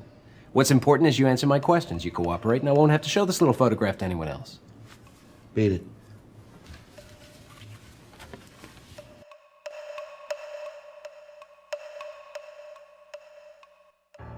I want to know why Von Hess is blackmailing you. What's he after? He wants to get into the Raven Room. There's a party. Party? You're gonna have to do better than that. I swear, it's true. Wait a minute. Let me get this straight. A German diplomat blackmails an important American industrialist, not for state secrets, not for money or political votes, but to get into a party? It's true, I swear it. I don't know why he wants to get in, but he does. You must have some idea. He's looking for something. He says it was stolen and smuggled out of Germany. I have no idea what it is. I swear it.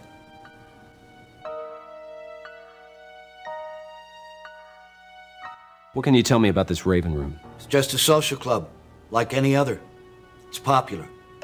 Exclusive. You're not giving me very much. Maybe you'll be a little bit more cooperative if I toss you in jail for collaborating with a German spy. Okay. Okay. On the whole, that's all it is. But there's an inner circle. First, I thought it was just a means of celebrating our heritage. You mean German heritage, right? Yes, our German heritage. Despite Hitler, there's no shame in that. All right, so what about this inner circle? What are they up to? Well, as I say, first I thought it was merely a means to celebrate our heritage. The ceremonial robes and secret greetings were all kind of hokey, but I could make some important business contacts and meet some very influential people. People who could help me should I decide to run for office. Seemed harmless enough. Then they took this too far. They're bent on restoring an order. An old order of knights. I was gonna leave the club, but... You have the reason there in your hand. Von Hess won't let me out. I want to get into this party. It's too late for that. Don't try to put one past me. The invitations don't go to just anyone. They're prepared very painstakingly in advance. First, you need a copy of the invitation itself. Then, it must be signed by the scribe. Finally, it must be sealed with the crest of the order. Even if I could get you the rest of it, I can't get you the seal.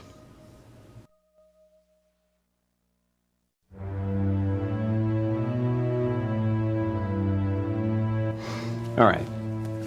Here's an invitation. And judging from the stuff you've got in your room, you're the scribe. How did you get this? Don't worry about it. Just sign it.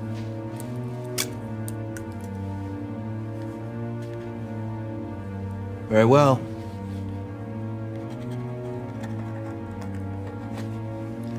Won't do you any good without the seal.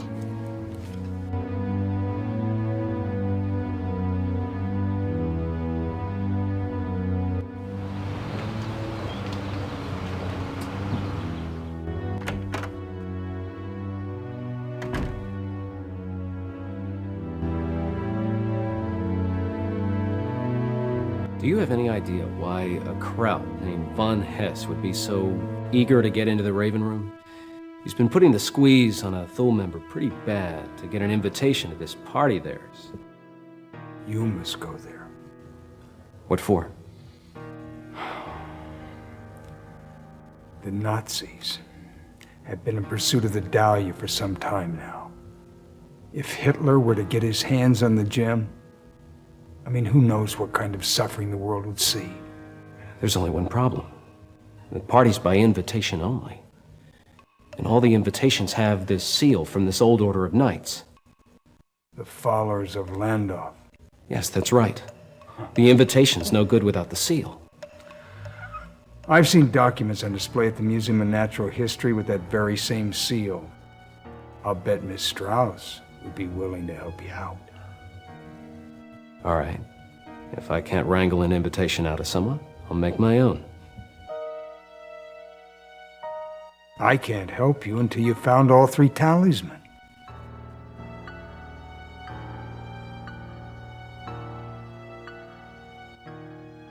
I was in luck. Helen knew where they kept an original stamp for the seal. She agreed to meet me at the museum after hours. I could use the stamp to make my seal, but I had to be extremely careful and return it to its display case as soon as I was finished. There was only one problem.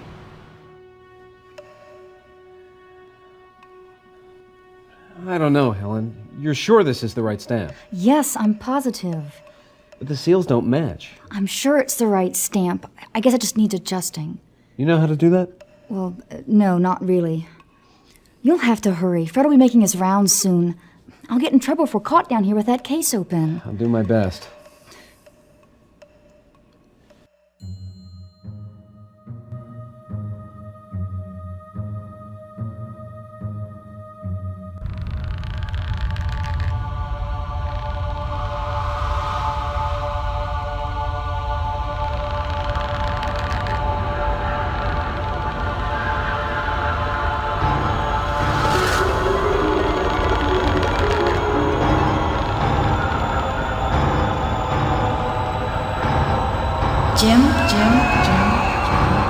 Jim, are you all right? Yeah, I just keep having these weird nightmares, that's all. I'm okay, I'm fine. Thanks.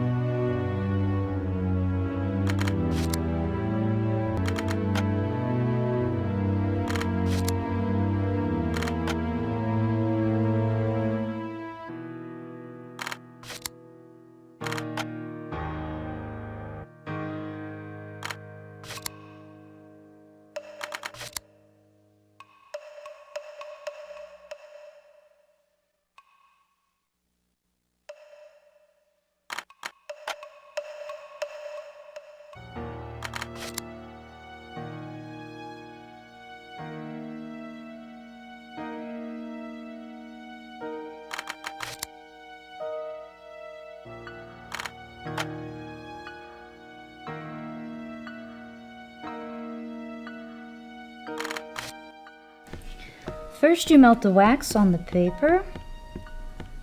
Then you press the seal into the wax. And voila! There's your sealed invitation. Thanks, Helen. I better hurry if I'm gonna make it to that party on time.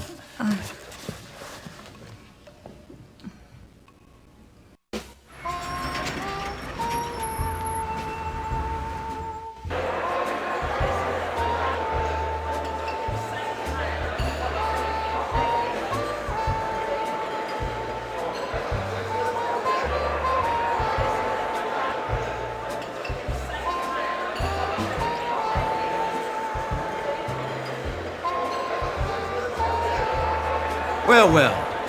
If it isn't Mr. 𝗚𝗺𝗶𝗴𝗜𝗀𝗀 and his esteemed guest. You must be James Pearson of the COI. Joseph's told me all about your little visit. I've got enough to pin on you to send you back to Germany. Joseph. I wonder if you wouldn't be so kind as to allow Mr. Pearson and myself to chat privately.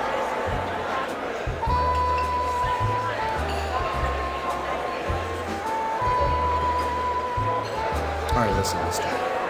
I know what you're up to, and I don't like it. My dear Mr. Pearson, you have no idea at all what I am up to. You are, how do you say it, in over your head. Well, now, the way I see it is that you're the one who's in over your head. Now, maybe if you had some of your thugs here to back you up, things would be a little different. But right now, I'm the one holding on cards. We've somehow managed to get off on the wrong foot. For that, I am sorry.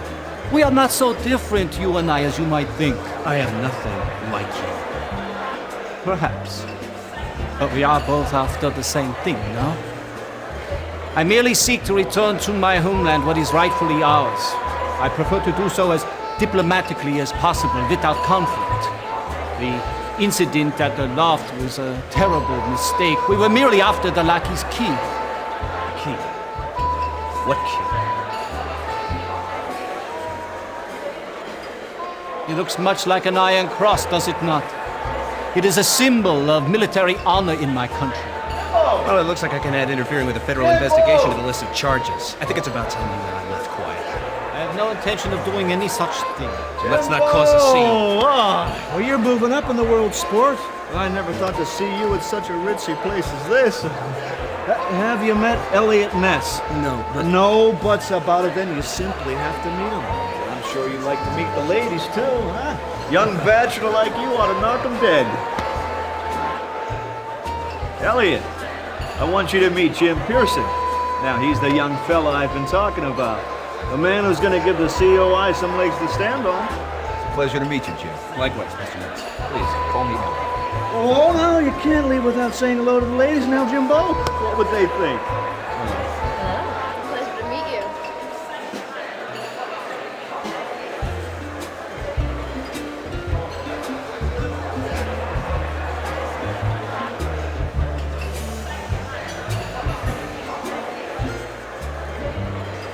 What's back there? It's private room, sir. It's not open tonight. But I just saw somebody go in there. Mulhaven's friend, a gentleman.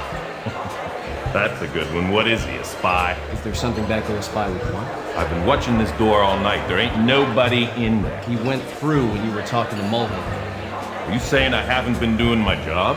I'm sure you've been doing a fine job watching the door. I haven't seen it go anywhere all night. There is a man back there, and I've got to get him. Now, am I going to have to... To what?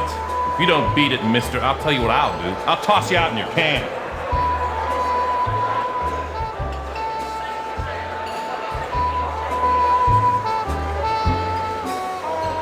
This might just come in handy.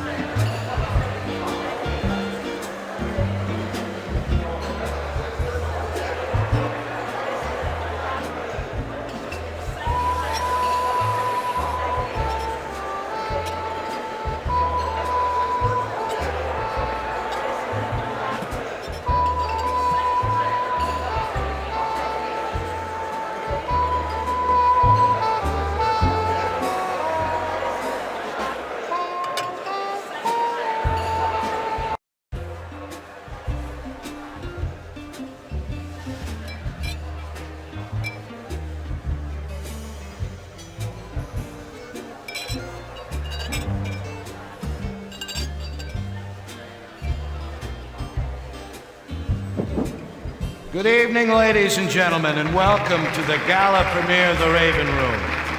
We hope you've been enjoying the festivities so far this evening.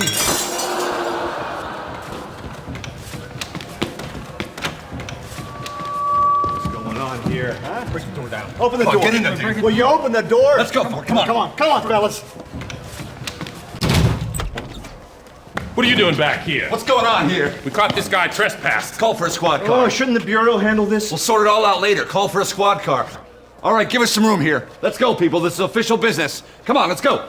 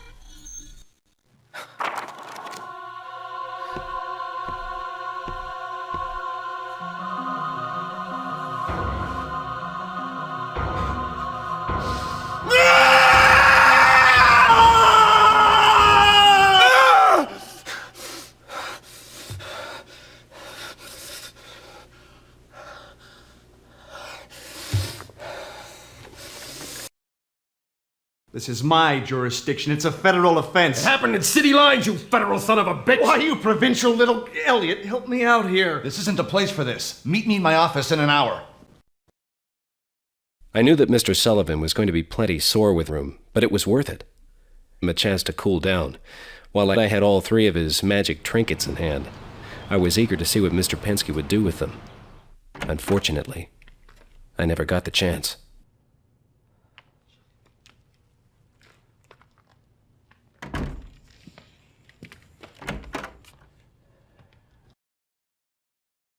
Where's Mr. Penske? I'm sorry, who is it that you're looking for? Mr. Penske? I'm sorry, there's no one named Penske here. But he was just in here yesterday. You were there, I saw you. You must be mistaken, sir. This room has been unoccupied for some time. Are you sure you have the right place? But that's impossible. He was just here. I saw it. I saw it. I saw it.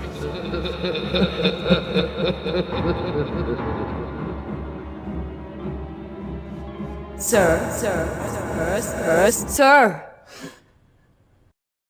Are you all right, sir? You seem a little flushed. Perhaps I can find something to calm your nerves. No. No, thanks. I'll be just fine. My leads grew cold as the coming winter. I was still at a loss to explain Walter Penske's sudden disappearance, but at least the nightmares had stopped. Now I simply drifted in and out of a dreamless sleep. I lost all track of time, the result of too many restless nights that left me with little energy to uncover the secrets of the Brotherhood of 𝗚𝗺. How they were linked to the Torso Killer, I wasn't sure. 8 victims down, 1 to go, if this guy really was following the prophecy of the ritual. And afterwards, God only knows what might happen. Like the calm before the storm, I sensed that something big was waiting to happen. And somehow, I would be in the center of it all. Maybe this Madam...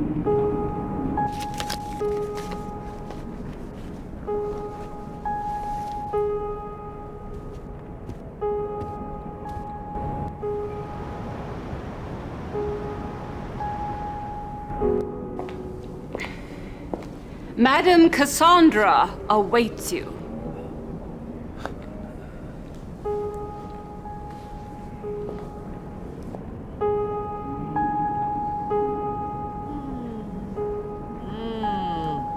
Something weighs heavy on your heart.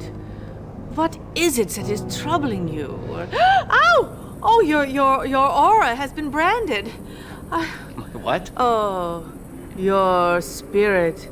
It carries a very dark cloud. Ma'am, I'm not following any of your Swami act. Can you speak to me in plain English? How about we start with why you sent me this?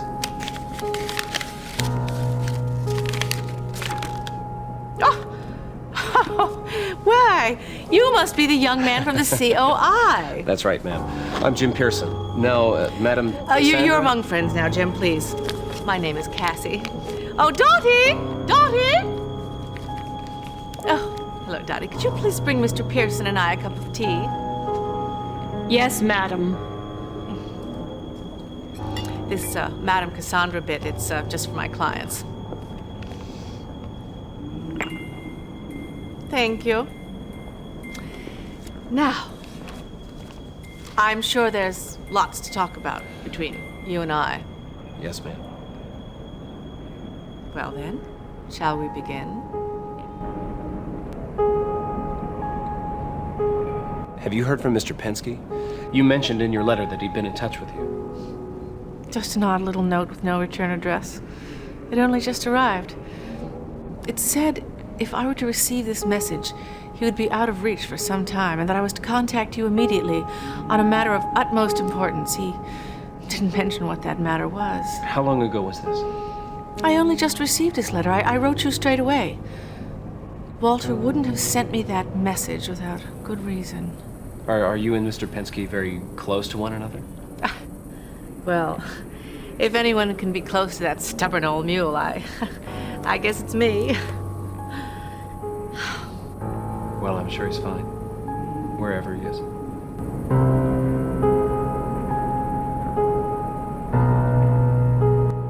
Mr. Penske was supposed to help me with something that... Well, it may all sound a little strange. There's nothing strange under the sun. There are only small minds with small views of the world around us. Well, he had me find these 3 trinkets. A book, a feather, and this fang. There's some kind of magic charms that are supposed to... Well, they're to help me with some problems with these nightmares that I was having. He was going to show me how to use them. The darndest thing is, my nightmares have stopped. Only I hardly sleep at all now. The talismans are only temporary measures. Walter understood that. He should, after all. That's what I taught him. The problem is that your aura is still branded. You must be cleansed. I'm sorry, ma'am. Cassie, I just don't get what it is you're trying to tell me. That's okay, Jim. Let me try to explain this to you in layman's terms. Your spirit has an energy which someone like me, someone with a trained eye, can see. That energy glows with a white light. With you, I see a black shadow surrounding that light. Someone has tried to invade your spirit. Those nightmares are merely symptoms. Your subconscious mind is much more powerful. Whoa, you're losing me again. Someone is attacking you through your dreams. The 3 talismans are keeping them at bay, but that's only temporary. You must use them against your tormentor if you wish to be free. Okay. So how do I get this guy? It is dangerous, but you must stop them at the source. I don't care about the danger. I just want to get this guy. I can put you in a trance. You can travel to your dream state and face the source of your nightmares. No offense, ma'am, but this all sounds like a lot of hooey to me. Right. Is it any crazier than the nightmares that have plagued you already? I don't guess so. Shall we begin?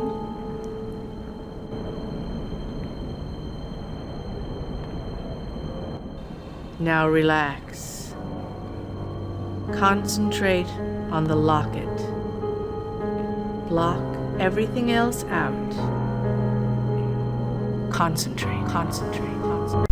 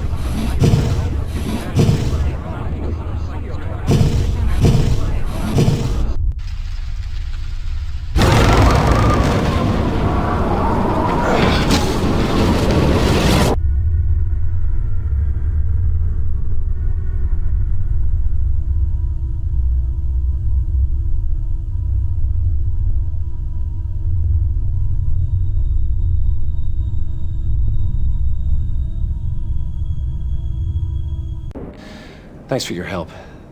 You're...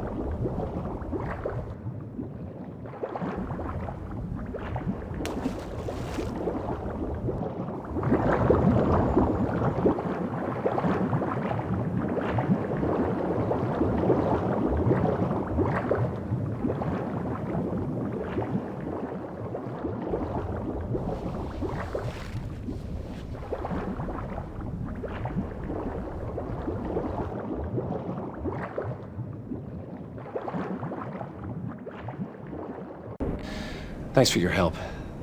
You're quite welcome, Jim. I'm glad to help.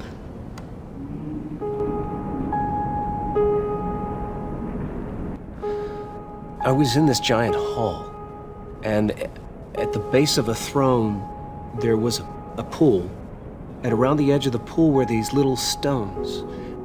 And then when I placed one of those stones in the pool, I saw things. The stones are iconic. They are a representation or a symbol of a person.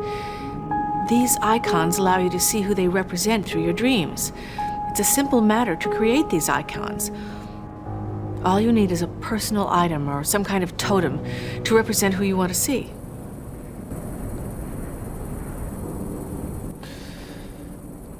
I saw myself in there. I was at this very table in a trance. You were by my side. Yes. Your attacker must have obtained a totem of yours. Any personal item of importance would have worked. A lock of your hair, something you cared about deeply, like a family heirloom. My St. Christopher's medal. It's been missing. Yes, that certainly would have worked. Of course, you could turn the tables on him and see him in your dream if you had one of his totems. It would have to be something personal, something that was part of him, something that he uses regularly. If I knew who he was, I wouldn't need to see him in my dreams. I'd go straight after the son of a bitch. Excuse me, ma'am. It's quite all right, Jim. I've heard far worse. It's true, finding an appropriate totem won't be easy. It may aid you yet. All right. If I can find anything like that, I'll be sure to bring it to you.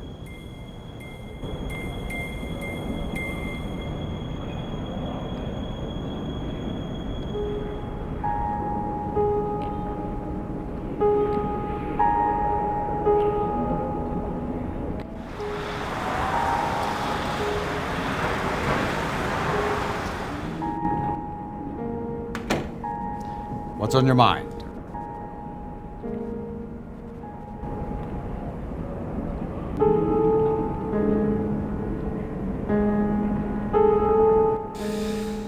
I know you're gonna think this is a little screwy, sir, but... well, I am convinced that there is a connection between this Brotherhood of 𝗚𝗺 and the torso killings. I'd say you'd lost your marbles, but I think I know you a little better than that. All the same, that's rather a large leap of logic, don't you think? What proof do you have? Nothing firm, maybe just a hunch. I'm gonna need something more solid than a hunch. Well, for starters, there's Louis Fisher.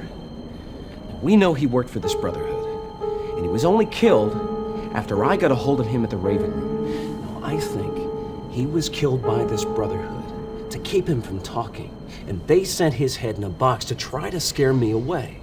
But Detective Merillo is convinced that he was murdered by the torso killer. That's a mighty big coincidence, don't you think? Go on. Well, here's the really screwy part. There's the Black Dahlia. The Black what? Dahlia, sir. It's a rare gem. Legend has it that whoever has this thing will be granted great powers, but only after you give it a blood sacrifice of 9 victims. It's hoodoo nonsense, sir, but it must be pretty valuable. Because Von Hess was just a little too eager to get his hands on it. That's what got him into hot water at the Raven Room. What does this gemstone of yours have to do with the Raven Room? I think this Brotherhood uses the Raven Room as a front. And whoever's behind this society, he's the one with the Dahlia. That's what Von Hess was trying to get in the club's back room. Now let me see if I've got this straight. The Brotherhood of 𝗚𝗺 uses the Raven Room as its front, and they have this magic gemstone the Nazis want? And, if I understand you correctly, the torso killings are all on account of this Black Dahlia as well? I know it sounds half-baked. I don't think it's even made it into the oven, Mr. Pearson. Trust me on this one, sir. Please. I know I don't have any proof, but if I'm sure of anything, I'm sure of this. The torso killer is connected to the Brotherhood of 𝗚𝗺, and all these murders are tied up somehow in this black gem of theirs.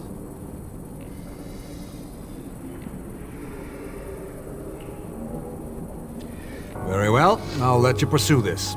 For now, talk to Winslow and Merillo, see what they've got on the torso killings. See if you can't find some solid evidence of a connection to the Raven Room. Now, I'm sure I don't need to tell you we can have no more incidents like the one we had at the party. See if you can't handle this a little more delicately. Thank you, sir. You won't regret this. See that I don't, Mr. Pearson.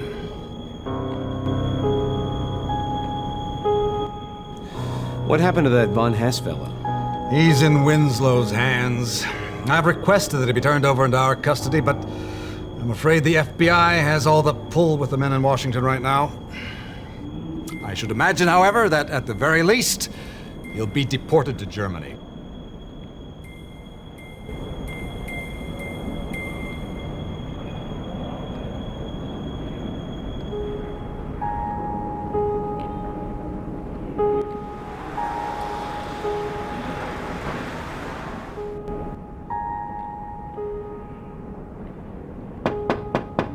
Come in. What can I do for you, Pearson?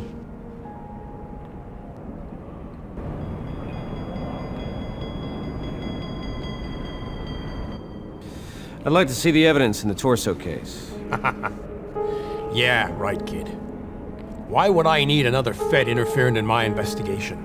One's plenty. Because I think I can help you. You know, kid, you made me curious. Why do you need to see the torso evidence? Come on, detective. You smelled a rat ever since my man's head turned up in a box. My case is all wrapped up in this torso killing business. You know it, I know it. All I'm asking for is a little help. Let me see the case file. If anything in my investigation turns up that should have a bearing on your case, you'll be the first person I come to. Or, if you prefer, I can go straight to Winslow. You know, I'm beginning to like you, Pearson. You'd have made a good cop. Who knows? Maybe you can help me. Nothing like getting a fresh pair of eyes on it anyways. Here you go. Knock yourself out.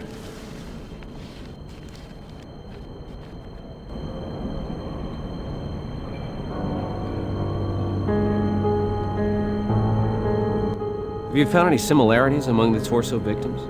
Hard to tell what with the little bits left of them. Only stiff we've positively identified other than your man was the killer's first victim, a kid named Angelo Santini. What do you make of that one?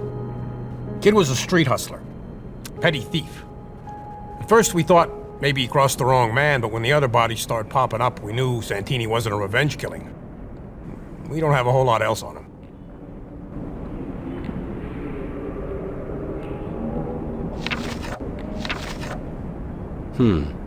I wonder if this...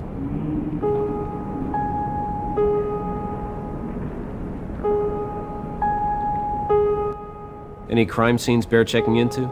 Funny you should mention that, because there was one place I was just thinking about checking again.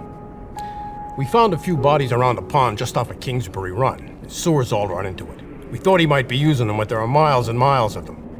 You might want to try checking them yourself.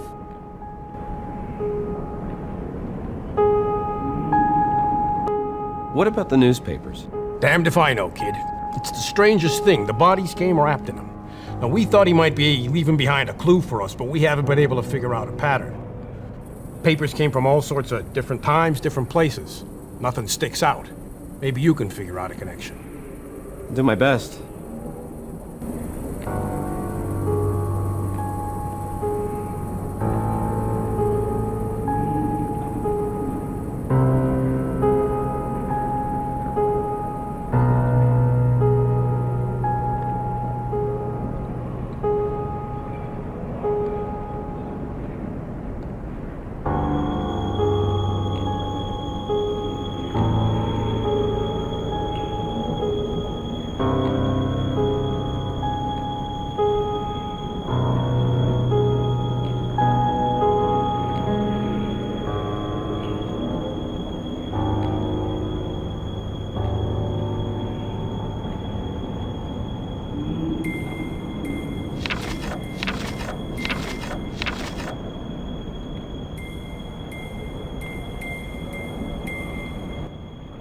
Where's the rest of the evidence? What do you mean? It's all there. Well, unless the killer changed his methods just for Louis Fisher, the rest of them should have been found wrapped up as neat as a butcher's steak. Oh, nothing slips by you, does it, Hotshot? Thing is, that's all I've got. Winslow's been stalling with the evidence from Louis' murder for weeks. Says his boys have it in the lab. Now, if I was the cynical type, I'd say he was withholding evidence so I couldn't find the killer. I'd say he was trying to hog the credit for himself, while we working stiffs do all the work. But that'd just be if I was cynical.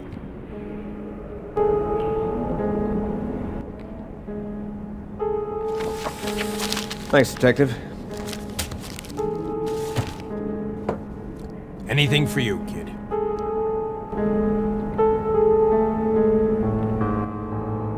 There was some ruckus with that Von Hess fella. Yeah. Funny how he just happened to get caught back there like that, huh? Yeah, it was funny that way. Got a little something for you. I don't know why I pocketed this, but I did. I got mad when Ness handed that crowd over to Winslow, so I kept it. This'll probably do you more good than it will me. I don't know what it is, but I saw the crowd drop it. He seemed plenty upset when he couldn't find it. Thanks, Detective. This might be a big help.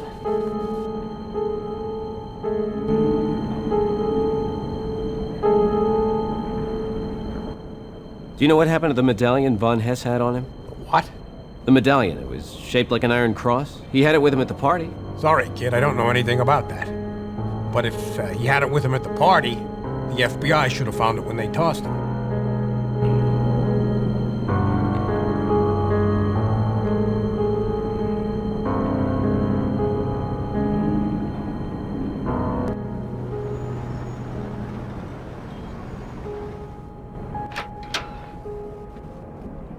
Jimbo!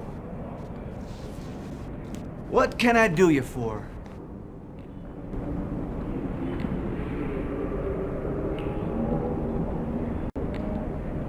What happened to Mr. Penske? What did the Bureau do with him? Why, whatever you talking about, sport? Why was Mr. Penske moved from his room at Sunnyvale? Look, now, I don't have any idea what it is you're all worked up about. Last I heard, he was shipped off to a sanitarium after his crack-up. Now, if he had been moved, I'm sure it was due to his doctor's recommendations. What happened to Von Hess? We're questioning him right now. I imagine he'll be sent back to Germany shortly. Did he spill anything? Said he had every right to be at that party. Won't say what he wanted in that back room, though.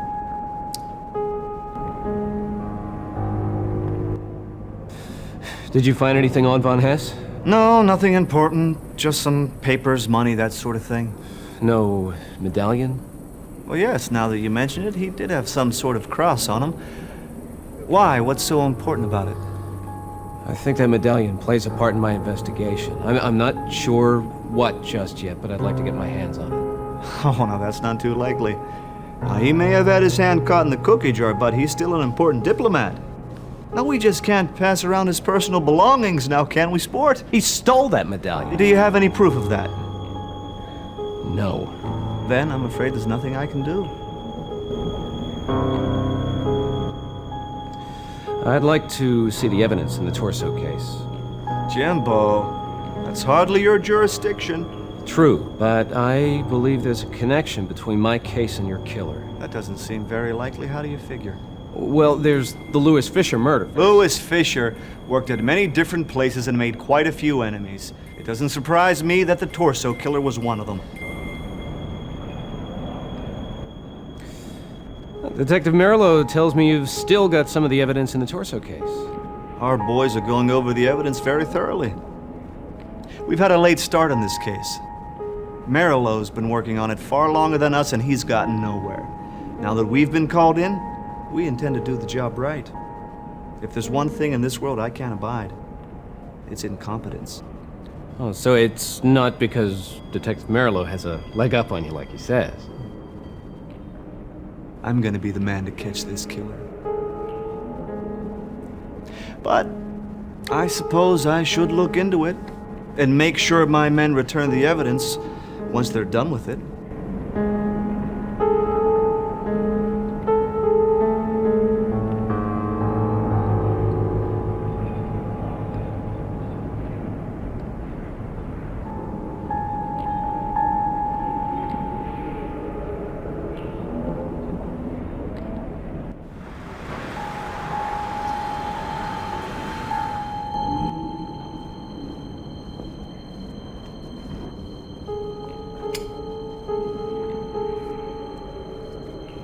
This is his room.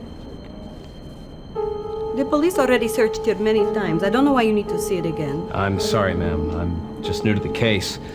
Just thought I'd have a look around, see if I could see anything that maybe some of the other detectives might have missed.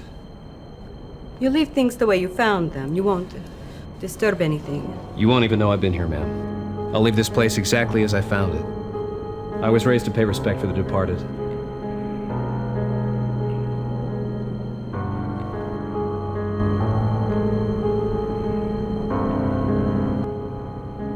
Do you know of anybody that would have wanted to harm your boy, ma'am? Everyone loved my Angelo. He was a sweet angel. Do you recall him getting into any fights? Someone with a grudge against your son? My Angelo was not killed because of a grudge. He was killed by a monster. My boy never hurt nobody. He was a good boy. I'm sure he was, ma'am. I'm sure he was.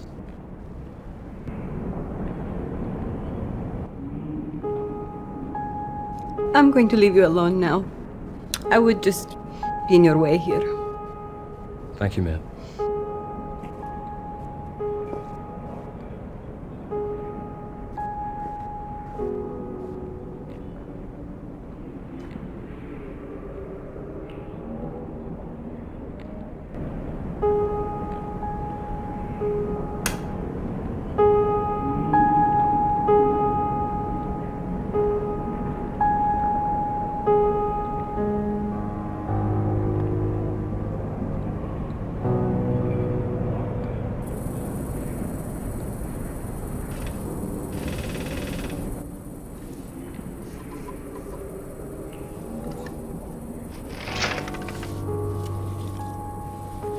So, Angelo and Louis knew each other. And why doesn't it surprise me to see two torso victims hanging out in the club room of the Brotherhood of 𝗚𝗚𝗀𝗚𝗚?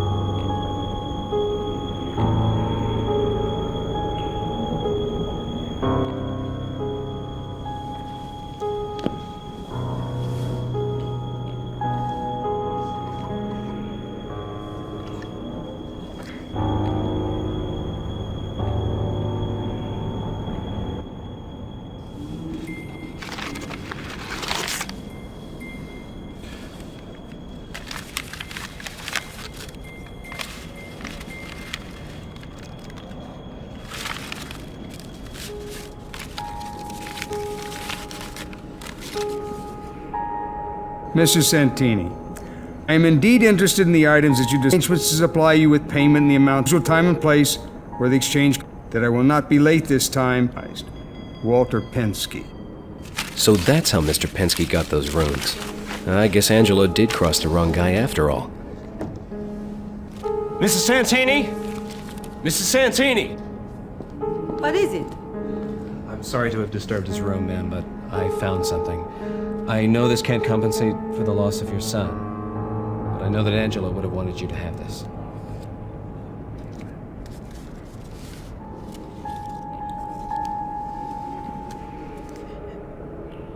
Bless you, Mr.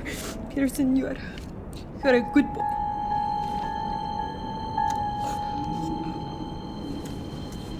Thank you, ma'am.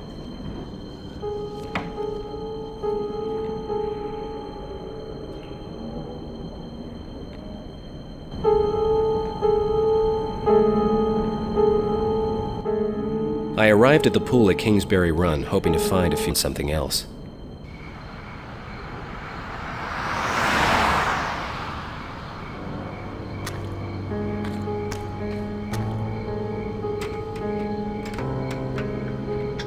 Hold it right there, mister!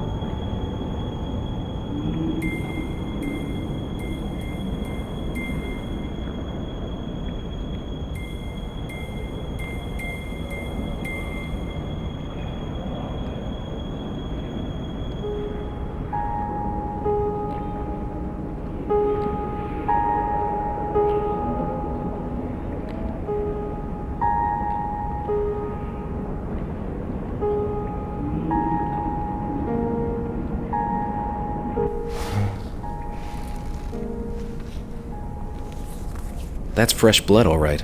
He must have cut his hand pretty bad.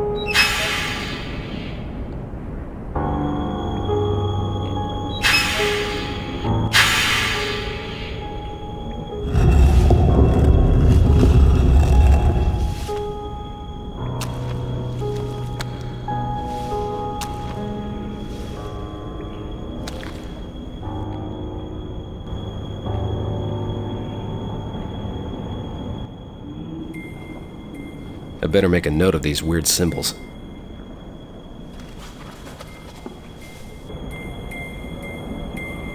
I've seen that cross shape before. I've seen that cross shape before.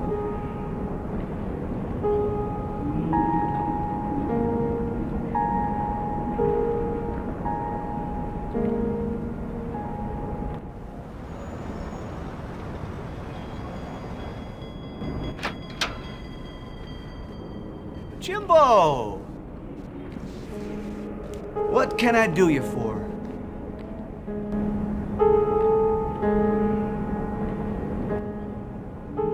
I need that medallion you found on Bonhas. Isn't there something you can do, Dick? No can do, sport. I can't just pass around federal evidence now, can I? It's extremely important.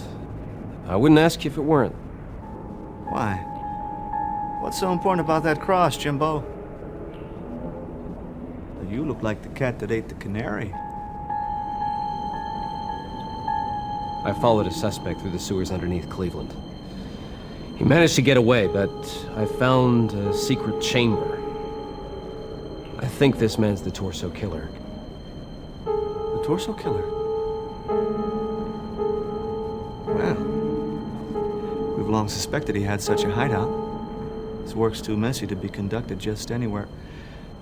But what's this all have to do with that cross, Jimbo? Well, I didn't find a hideout, not exactly, but I came to a dead end. There was a door that looked like it had some kind of strange lock. A cross-shaped lock, about the size of that medallion. You don't say. Well, that certainly is interesting. I'll send some men over to take a look. You just tell me where that is. No dice. Oh, I'm the one with the jurisdiction over the torso killer. And I'm the one who's invested all his time and energy in the Brotherhood of 𝗚𝗺𝗃𝗀𝗀𝗃 investigation, and now that it's about to bust wide open, I am not turning it over for all the money in the world. Well, seems we've reached a bit of an impasse. I can get the medallion. You know where to use it. All right. All right, I'll make you a deal, Jimbo. I'll come with you. I get the credit for solving the torso killings. You get the credit for cracking this Brotherhood of 𝗚𝗺𝗃 thing, huh? Not bad for the career, that. I'm not looking for a career boost, Dick. I just want this case solved, and these murders stopped. Well, of course.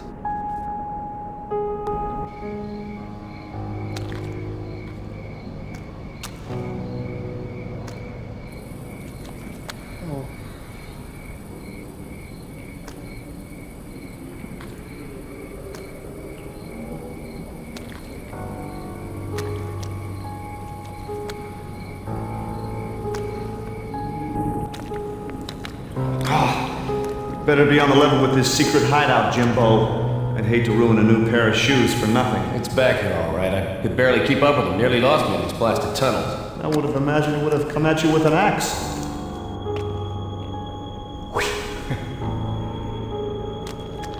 God.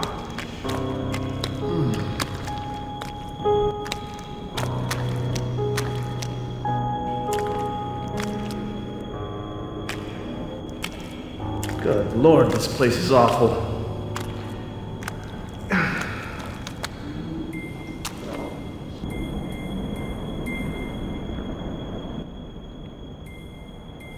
I need that medallion now. Here you go, sport. I trust you know what to do with this.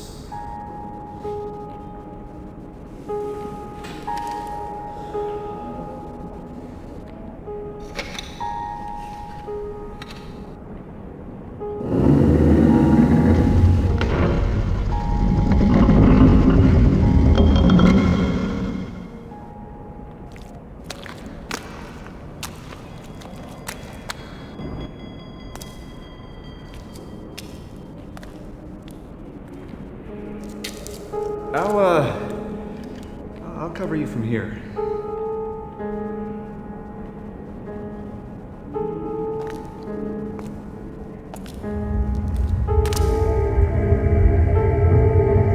I don't think that's a good sign, Jim.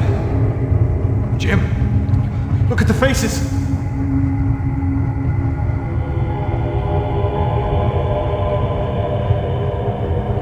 Oh God, I think I'm gonna be sick. Sorry, buddy, you're on your own. Dick! Dick, come back! It stopped! Well, I guess it's just you and me now, you sick bastard.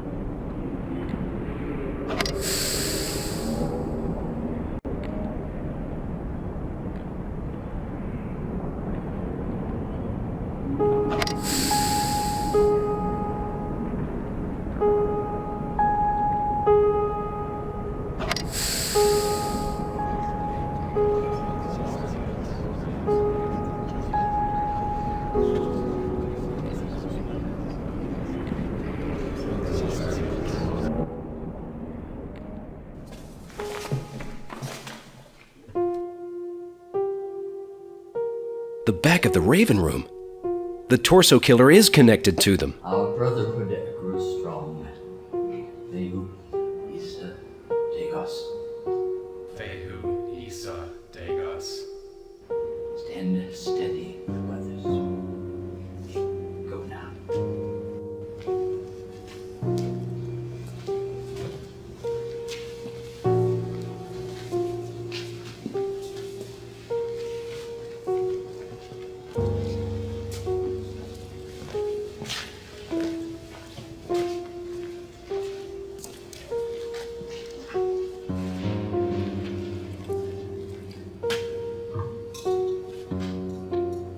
That pendant. That's just the sort of talisman that Madame Cassandra said I should find to use against him.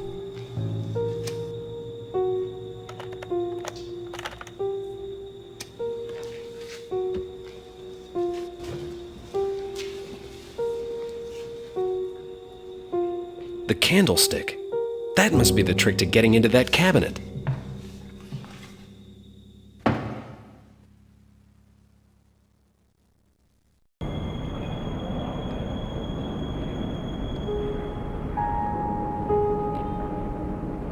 Obviously, I can't open this door.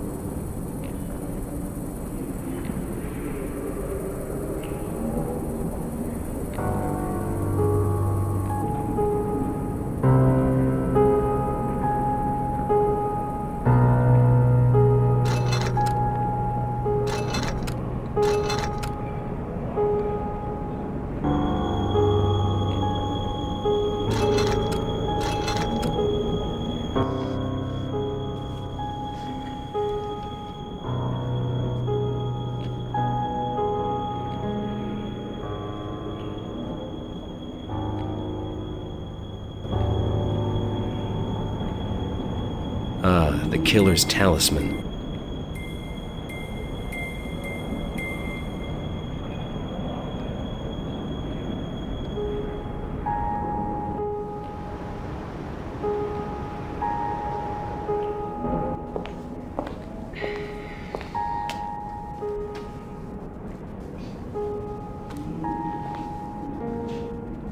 Hello, Jim. Hello, Cassie. Could you put me in a trance? Of course. Let's begin. Now relax. Concentrate on the locket. Block everything else out. Concentrate, concentrate, concentrate.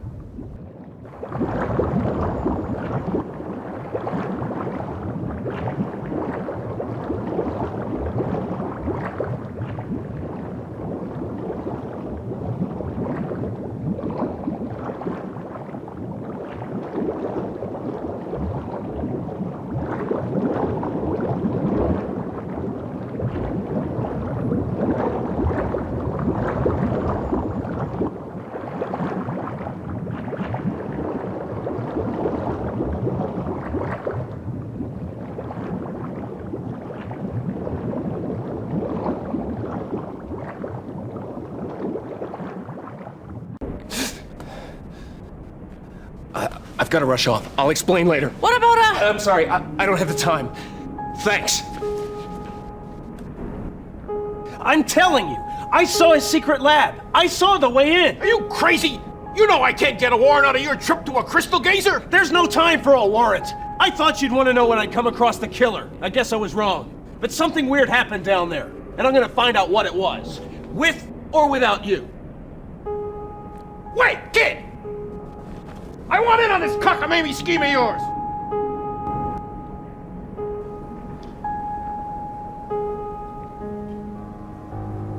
You got a smoke?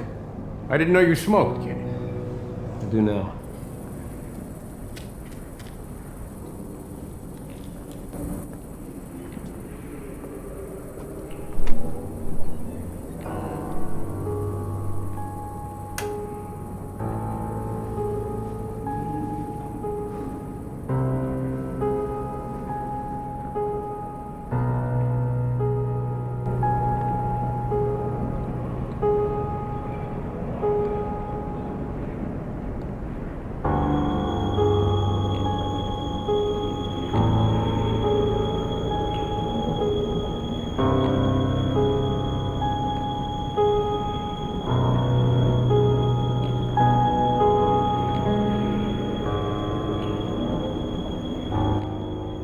Come on, kid.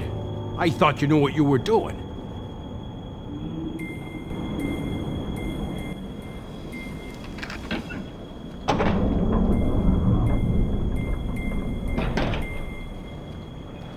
Are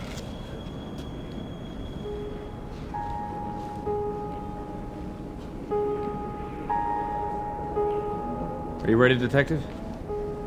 Our killer's hideout's right down those steps. I called some of my men. They should be here to back us up soon. But just in case.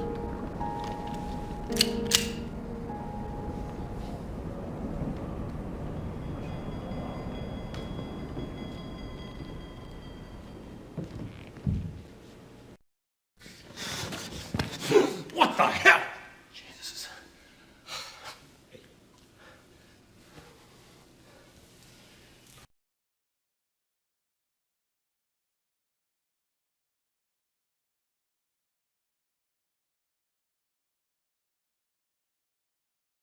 Looks like we're a little late to help victim number 9. God. That can't be. It's him. You know the stiff? That's the killer. I'm sure of it. Nah, you were wrong, Jim. That poor sap couldn't be the killer. But at least we found his hideout, even if he isn't here.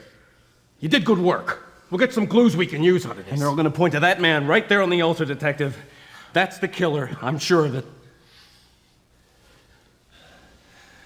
There's his cane. Someone took it. Took what, kid? The Dahlia. It's missing. Nobody had better have taken anything. Elliot, I want these amateurs removed immediately. They've botched everything. Why, if we hadn't been tipped off that they were down here... Amateurs? We just bust this case wide open. We weren't too chicken... I had enough sense to get a search warrant. You're now just we won't be able to use sore. one shred of evidence. Sore from because here. we found the killer's hideout first. You're worried our mugs will be on the front page instead of yours. There'll be no contact with the press about this. Mr. Ness? You just busted illegally into a club owned by some very important people. People with contacts to Washington, all the way to the top. They're gonna be very unhappy with what we found here. You can't just cover this up. Mr. Pearson, you're way out of your jurisdiction here. You're in no position to be arguing with anyone. But how can you... I'm gonna do what's in the best interest of this country.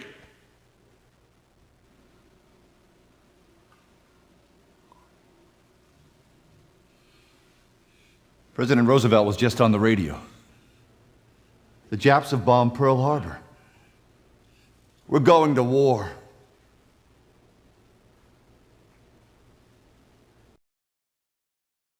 My involvement with the Torso murders ended with little fanfare in December of 1941. Officially, the case remained open and unsolved, but no new bodies were ever found, and no new suspects ever turned up. The mess at the Raven Room was hushed up, but there were those of us who knew that a 9th victim was found in a secret lab underneath the streets of Cleveland. They later identified him as Dr. Eisenstadt, an expatriated Austrian aristocrat who had fled Europe during the rise of Hitler's Nazi Party.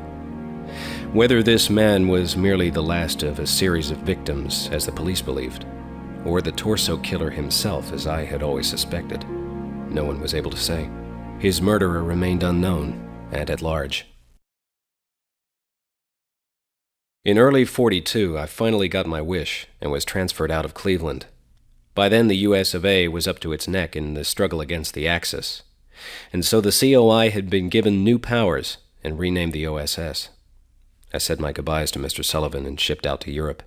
Unfortunately, I couldn't rid myself of Dick Winslow. His connections landed him a cushy new post in England as liaison to the British Secret Service. By spring of '45, things looked good for the Allies.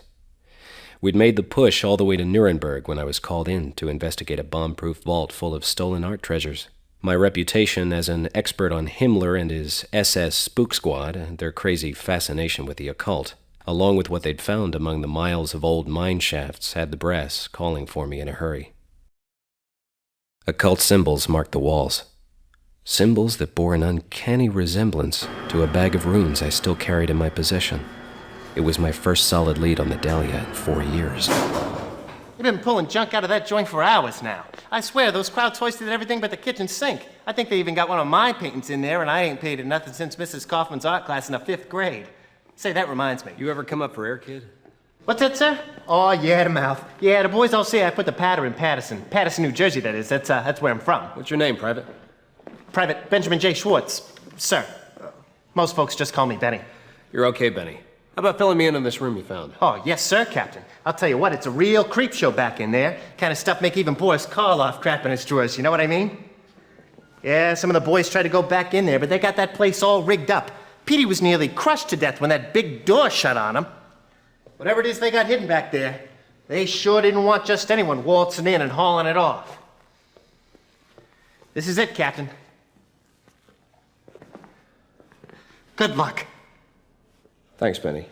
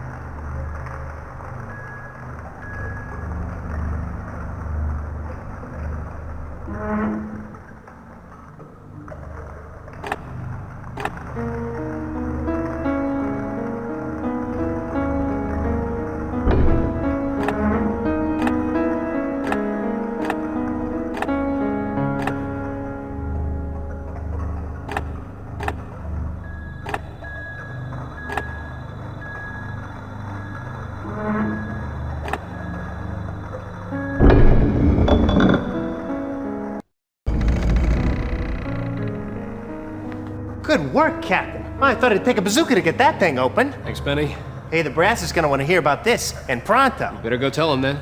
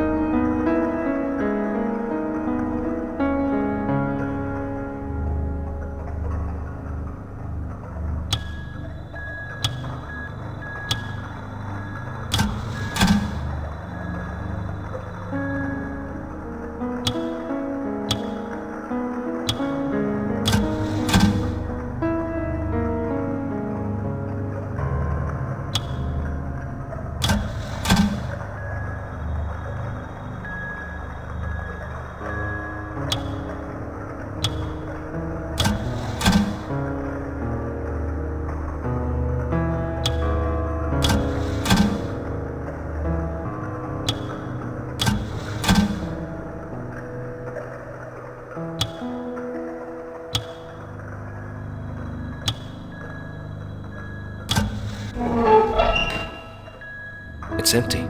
Someone must have been...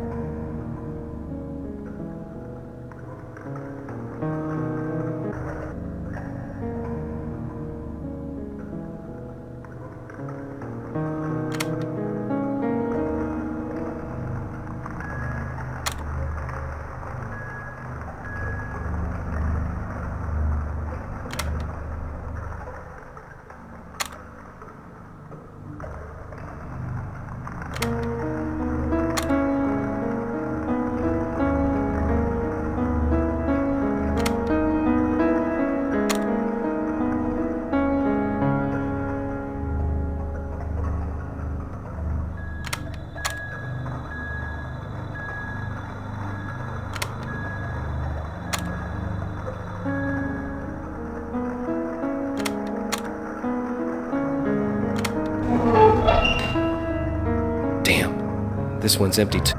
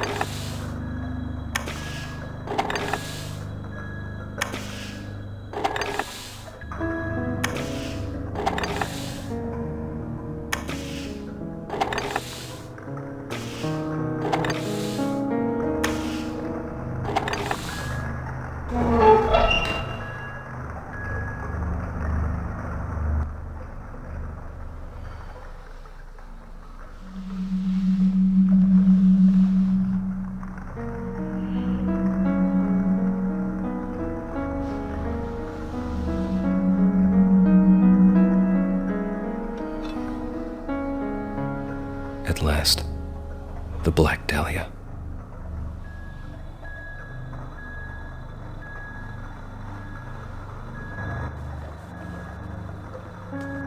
Good work, Captain. We'll take over from here. Take over what from here? That gemstone there, I'm gonna have to ask you to hand it over. We're cataloging every item we take out of the place. I'll do no such thing.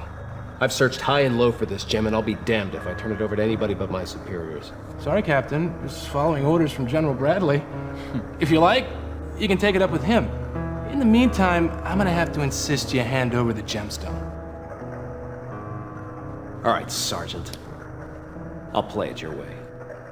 But you can be sure as hell I'm taking this up with your superiors. If you like, you can fill out a requisition with the Quartermaster Corps. I doubt you'll have much luck, but you never know.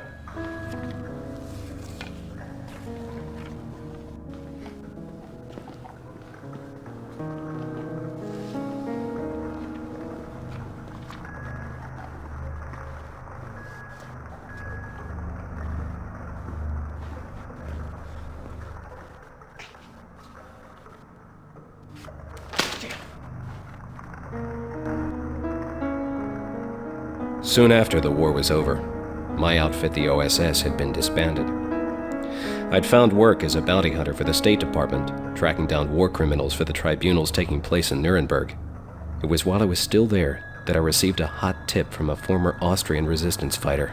Several former SS officers were supposed to be gathering at an abandoned monastery near the Swiss-Austrian border. Even more interesting was the small village near the monastery where several corpses had turned up in the surrounding lakes. They'd been dismembered, torso style. A frontal assault seemed too risky, so I searched the place for another way in. I found it almost by accident.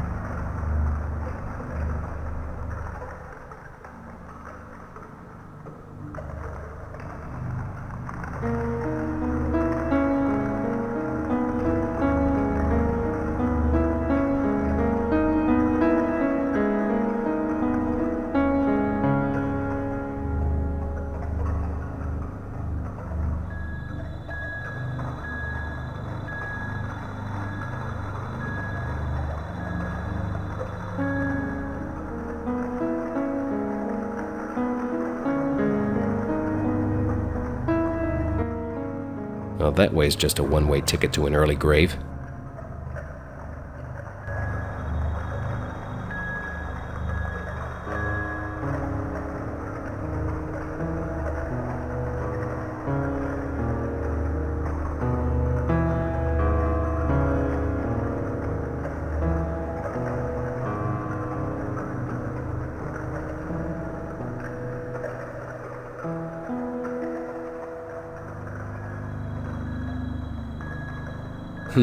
What's that over there?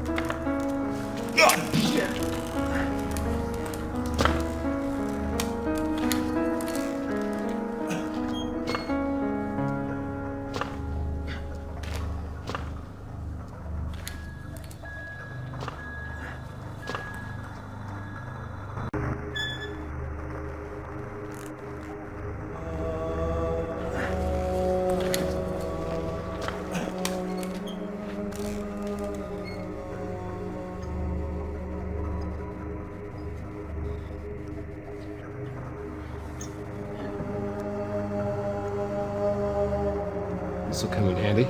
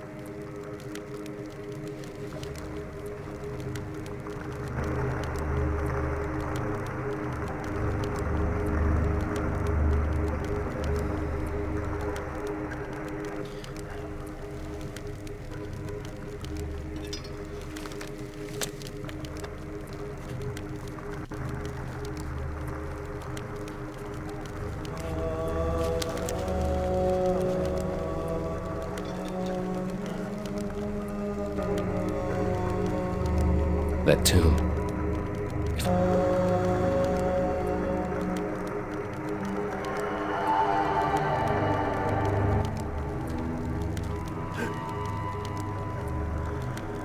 Oh, shit.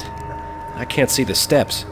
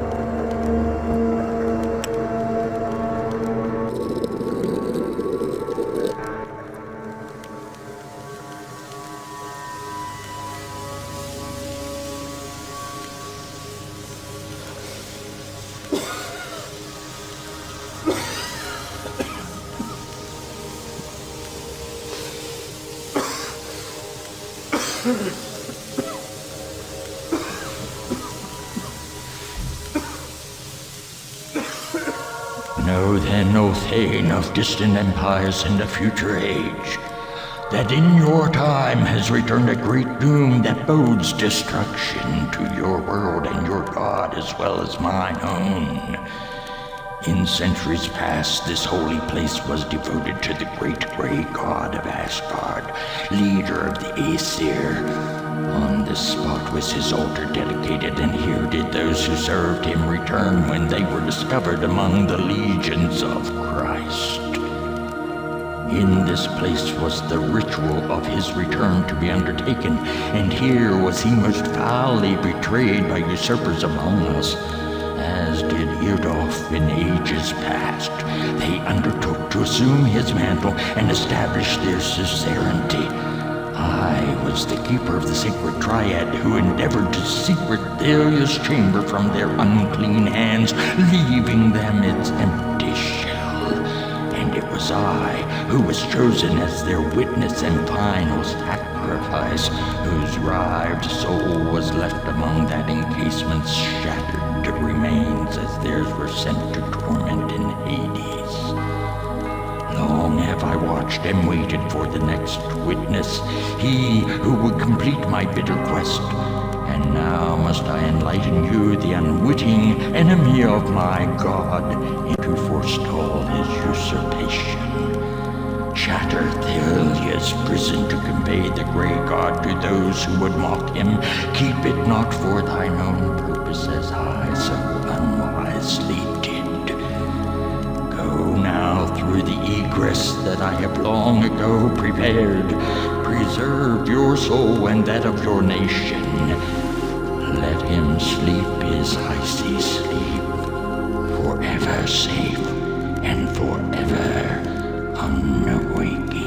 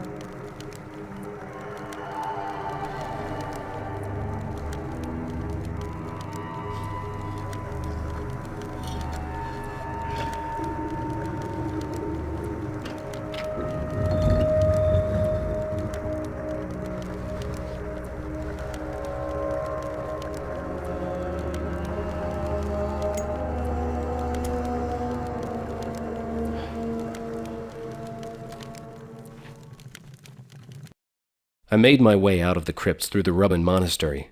Before I knew it, I found myself in the vestry of the old church. I was getting close. Close.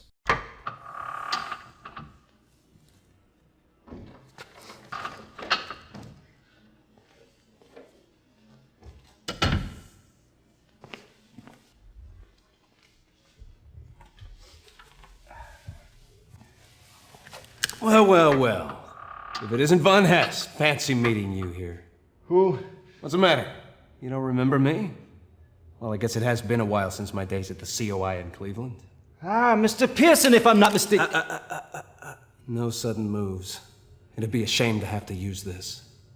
Don't be a fool. You're hopelessly outnumbered. You won't get out of here alive. I suppose I was dumb enough to come in here without any backup, do you? You're bluffing. Just go ahead and try me. Besides, your men aren't going to be doing any shooting as long as I've got you here. It seems that you have me at a disadvantage then. You're damn right I do. So now you're going to answer a few questions for me. As you wish.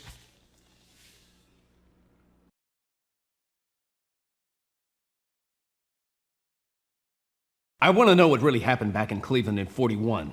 How did you get to Dr. Eisenstadt? But I didn't get to anyone. I was held for questioning. I was in your custody the entire time. When war broke out, I was sent back to my native land. Then who killed Eisenstadt? Who took the Dahlia? I have no idea what you're talking about. Don't play me for an idiot. You were in the Raven Room for a reason. Who killed Eisenstadt? I swear I did not kill this man. Then who did? I do not know. You're lying. Spill it. Do what you must to me. There are fates worse than that.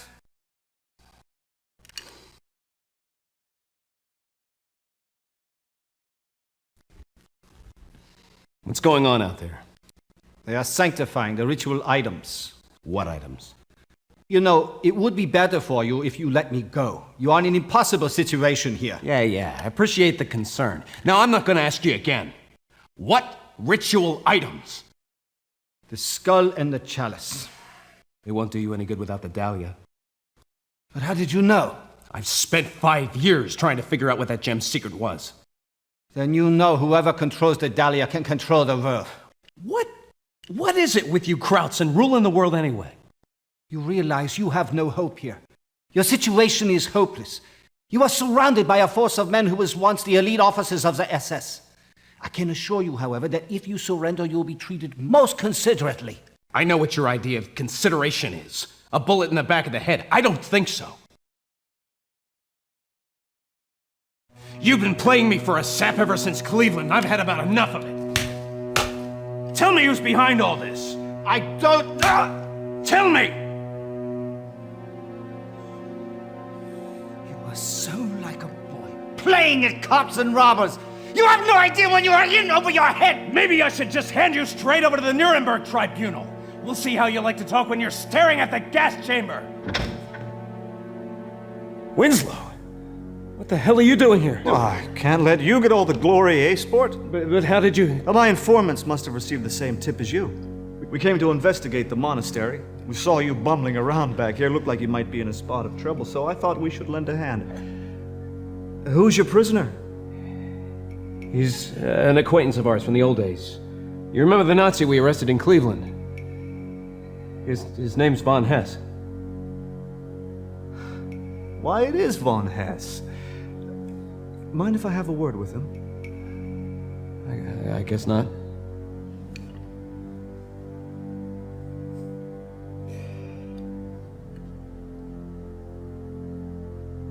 Where is it?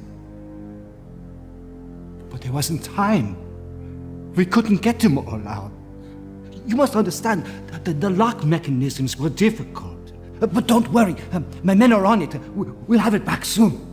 What's going on? Not now, Jimbo. You left it behind? The Americans were everywhere! You bungling idiot! What the hell are you doing?